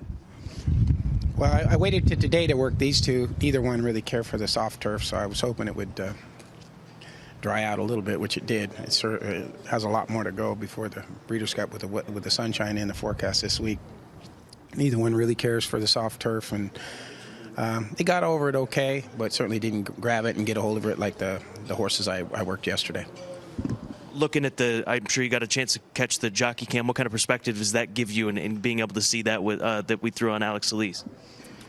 I've been there a lot of times, so it didn't help me much, you know. But in visually watching the work, both horses work just average, and certainly if they were to work on a firmer course, both of them show that they have the ability to run in the Breeders' Cup race, the 2-year-old race coming up. So if we get any rain in the forecast this week, both of these guys are in trouble. But it looks like the forecast is heading their way. What are you expecting from these next two that are getting set to work? These are both pretty nice horses at a breeze. Into the Sunrise is in the mile. We need one defection to get in, otherwise he's in the sprint. And the other guy, you know, he had a real trouble trip in the Belmont Futurity, and so he's a little bit of an outsider. But if there's some defections, he'll also get into the sprint. But both these two should work a little better than the first set. All right, let's go to Gabby.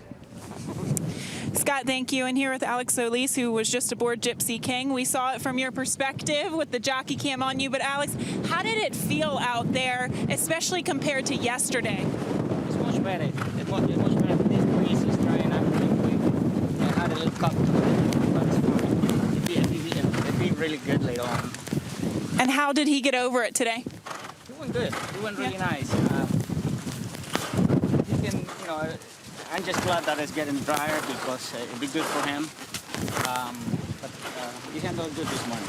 Alex, thank you so much. Todd, back to you. And that's that wind we were talking about that's rolling here. It's, in fact, while the previous couple of mornings have been very brisk and cold, they were very, very still, but the wind kind of just adding to the elements out there today, but also needed, as we said, with that turf course as it continues to dry out. But what a fantastic look there. Horses leaving the racetrack, and Gabby Gaudet in the middle of the action. Lots going on here at Keeneland. Also, the much anticipated final preparations for Improbable. I think you could say Improbable will be your favorite for the Longines Breeders' Cup Classic, especially looking at his wins coming in. And this is a look out to Santa Anita. Improbable moments ago preparing for the Longines Breeders' Cup Classic, Simon.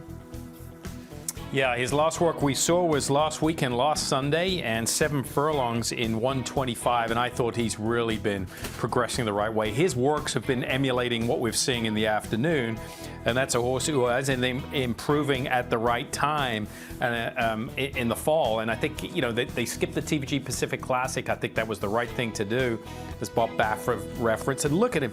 I mean, he's just jumped forward each and every start. Incremental jumps, not that huge, big bust-out performance where there's a chance of maybe a little regression. And I think there's still some more left in the tank here. Look at him just spin off the turn there. Great way of moving, big long stride. You can tell why as the races have got further, he's got better. And he's just thriving right now. Improbable. Well, he's going to probably going to go off as the post-time favorite. Yeah, on the basis of those 3 consecutive wins coming in, the Grade 1 Gold Cup at Santa Anita, the Grade 1 Whitney at Saratoga, and then the Grade 1 Awesome again last out. Improbable, his workout moments ago preparing for the Longines Breeders' Cup Classic, standing by with Improbable's trainer Bob Baffert, Christina Blacker. Bob, we just saw the final work from Improbable. What were your impressions? I think he went just as smooth as he always does. He's a beautiful moving horse and left the pole relaxed. And that's the key to him this year. He's been very relaxed. He's matured. And he picked it up as he went. The further he went, I got him in 59 and change, and out in 11 and change, and out in 24 and change without even any effort at all. And the really good ones, they'll do that, just like Authentic. So I think, you know, coming into this race, I can't really see that, you know, he hasn't gone backwards. He's you know, all you can do by is their class that they've had this year. And if they're breezing like that, that means they haven't lost any conditioning or their fitness, and they're looking great. So I really don't have an excuse for him. I think he'll run a huge race. Post position draws tomorrow. He can act up a little bit at the gate. Is there anything post-wise that would make a difference for him? Any place you do not want him to be? Well, I think the post, I really don't worry about the post until it happens. But, you know, when we get him there, we take him to the gate, and they get familiar with him. I think it could be the same gate crew. Maybe that's at Churchill, I'm not sure. They know the horse. I've never had any issues with him in Churchill. You know, I've had big issues with him at Oaklawn, and in New York last time that had one guy in there. He got a little bit tough, but then he handled him pretty well. He's, you know, he doesn't really want to be, doesn't get mad or anything in the gate. That's the difference. Some horses get mad and they sulk. He just, you know, he just wants to get out of there, and hopefully he'll get a post that he doesn't have to be in there too long. So your work here is done. Everybody's all finished with their final breezes. Wrap them in bubble wrap and wait a couple more days. A lot of bubble wrap now. A lot of bubble wrap. Just keep them healthy and happy. And now we enter tomorrow. That's the last of the nervousness. You know, anything that's not, you don't have any control of. You know, you get nervous. So, and I will probably be on a plane during the draw, so I won't know what happens until I get there. But you know, they're all. You know, as long as they're all healthy, they look great, their color's good. So I'm excited that I've got these really strong contenders coming in. So this is what we work for, we strive for. We love playing at the top, and I've got some, you know, a lot of pressure because I've got these horses that, you know, that anybody would love to train, and I have this triple threat is pretty good, but you never know. I've come in there strong and. Got the big donut, so that's always in the back of my mind, and you know we don't want that to happen, so we work hard at it. All right, Bob, good luck. Safe trip to you and to the horses as well. We're going to step aside for a quick commercial timeout here on Breakfast at the Breeders' Cup. One more segment coming up when we return to finish out the Sunday show.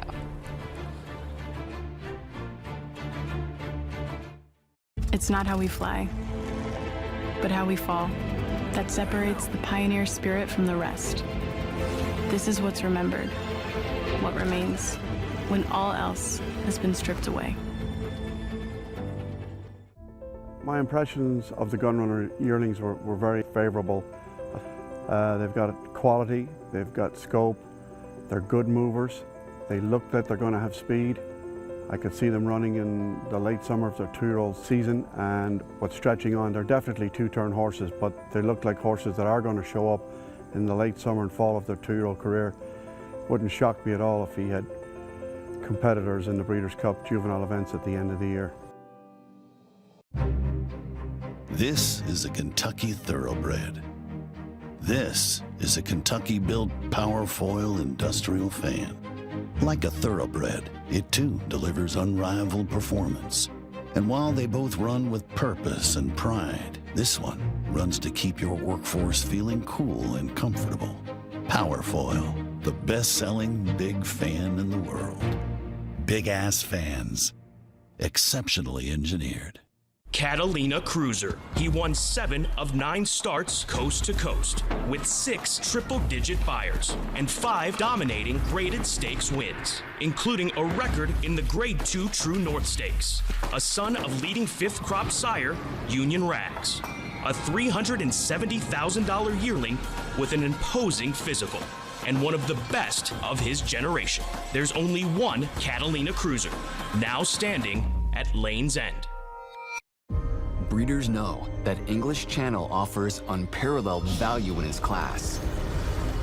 With 9 crops of racing age, English Channel has sired 6 champions, 5 millionaires, and 23 graded stakes winners. A perennial leader among turf stallions, English Channel has also sired 9 individual Grade 1 winners on both the turf and dirt. English Channel, the best value at stud.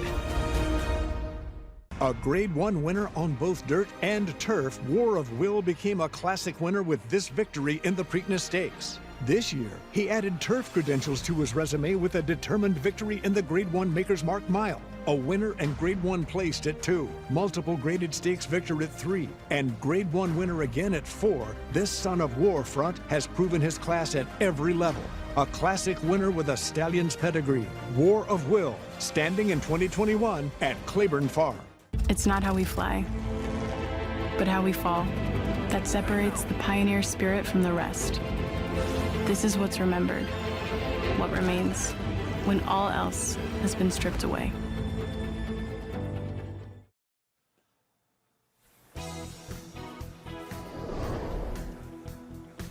You're watching TVG's Breakfast at the Breeders' Cup, brought to you by WinStar Farm and Keeneland. I'm Todd Trupp here in Lexington, Kentucky, along with our team, looking out to workouts on the turf, looking at 2 horses for trainer Wesley Ward, preparing for the Breeders' Cup Juvenile Turf Sprint into the sunrise. Out on the lead here, Royal Approval and Trade Deal coming up from the back trade deal. And I'm wondering how many horses Wesley Ward has in the Breeders' Cup Juvenile Turf Sprint, but a lot of them, Simon, and they're out here this morning over this turf. Yeah, there certainly are. And Into the Sunrise, as we mentioned in front there. Very fast horse in the afternoon, and he's proven that in the morning. Very aggressive, you can see. And the Workmate trade deal breaks off in behind. He kind of runs that style as well. So Wesley Ward has set this work up kind of similar to each respective horse's running style in the afternoon. Again, he's talked about the soft turf and how they handle it. Into the Sunrise has never run over it, and neither has Trade Deal. So they're kind of trying it for the first time here. And again, I don't think you'll see maybe of these horses being asked for much in the finish with a turf situation like this. Look at the horse to the inside, Into the Sunrise. I mean, talk about on the bridle. I say keep the horse on the bridle. The rider is actually leaning back. The horse on the inside looks like it's starting off a work, not finishing a work. Absolutely relishing this. Getting over the ground well there. Very nice move. Another two horses with big opportunities on Future Stars Friday for trainer Wesley Ward. Steve Asmussen has runners both days and lots of them. And we saw many horses out from the Asmussen barn this morning. But what did Steve think of all his entrants that we watched? Joaquin Jaime is with him. Steve, it was a very busy morning for you with all your Breeders' Cup workers today. We'll just touch on a few of them here. Starting with the undefeated horse and your 2-year-old and Jockey's Warrior. What did Jockey's Warrior do today? He had a nice, easy half mile. Thought he moved very well over the racetrack. I think the circumstances were excellent today. And obviously we're very excited about running him on Friday. What is it about Jockey's Warrior with his physique and his training that you see the added ground is going to be an extra problem for him? I think what gave us the most confidence, obviously, was his Champagne. 2 brilliant races at Saratoga, and for him to carry that over to another surface going a little further, and he looked brilliant doing it. This will be his first 2-turn race. He is very speed influenced in his pedigree, but physically and mentally he is doing exceptional. Now to the sprinters, you have Nashville, who's undefeated. He is 2 for 2. What did Nashville do today? He had a 3/8 of a mile, very sharp. Angel said he was like holding the line from meat. He's a very, very fast horse and trains very aggressively. And I thought like I said, circumstances beautiful this morning. Racetrack was in great shape, and very fortunate with how well the horses are doing going up to this weekend. Outside of Nashville's blowout wins and the winning margin, what has impressed you most with Nashville? He is, right through the front door. He's just a big, beautiful horse that trains aggressively, works fast, and runs fast. And then Yaupon. What was Yaupon's morning like today? Yaupon's a beautiful horse, 4 for 4. Got a very laid-back attitude with a tremendous amount of talent. Me and Scott were talking about what were the odds of Heidelbro replacing Matoli with Yaupon, because they're very similar demeanor, and both of them tremendous ability. What is this like for you as a trainer, a Hall of Fame trainer leading in the Breeders' Cup? It's a high-pressure situation. This is it's a good problem to have. How do you manage all your horses getting into the Breeders' Cup? Well, very fortunate circumstances, I think, here at Keeneland. I've been able to train over the racetrack, feel that they're eliminate a lot of variables by allowing them to be here. Like how they're going over the racetrack. I'm extremely confident with how the Breeders' Cup as well as the undercard horses are doing going into the weekend, and expect to have success. Thank you, Steve. Good luck this year. Thank you very much. Okay, we have precious few minutes left on this edition of TVG's Breakfast at the Breeders' Cup. So with that, we head back to Louisville, Kentucky with some thoughts from Kate and Bradar.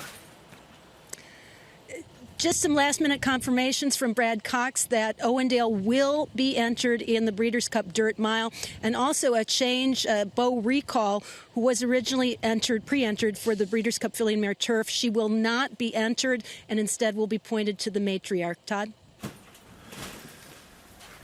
The latest from Churchill Downs, and as we have a minute left, the latest on the weather. We've been talking about these cool mornings. Tomorrow will be the coldest. When we hit the air at 7 a.m. here local, the temperature expected to be 26 degrees. So bundle up, everyone who's here. For those of you watching at home, just kick back and relax. We'll take care of all the work for you out here, and it will all lead to the afternoon It is the post-position draw show. Bob Baffert said he'll be in the air. He can't follow it. Bob, just download the Watch TVG app. Then go to the Wi-Fi on the plane, and you'll never miss anything. And you'll never miss anything as it pertains to the Breeders' Cup when you watch TVG's Breakfast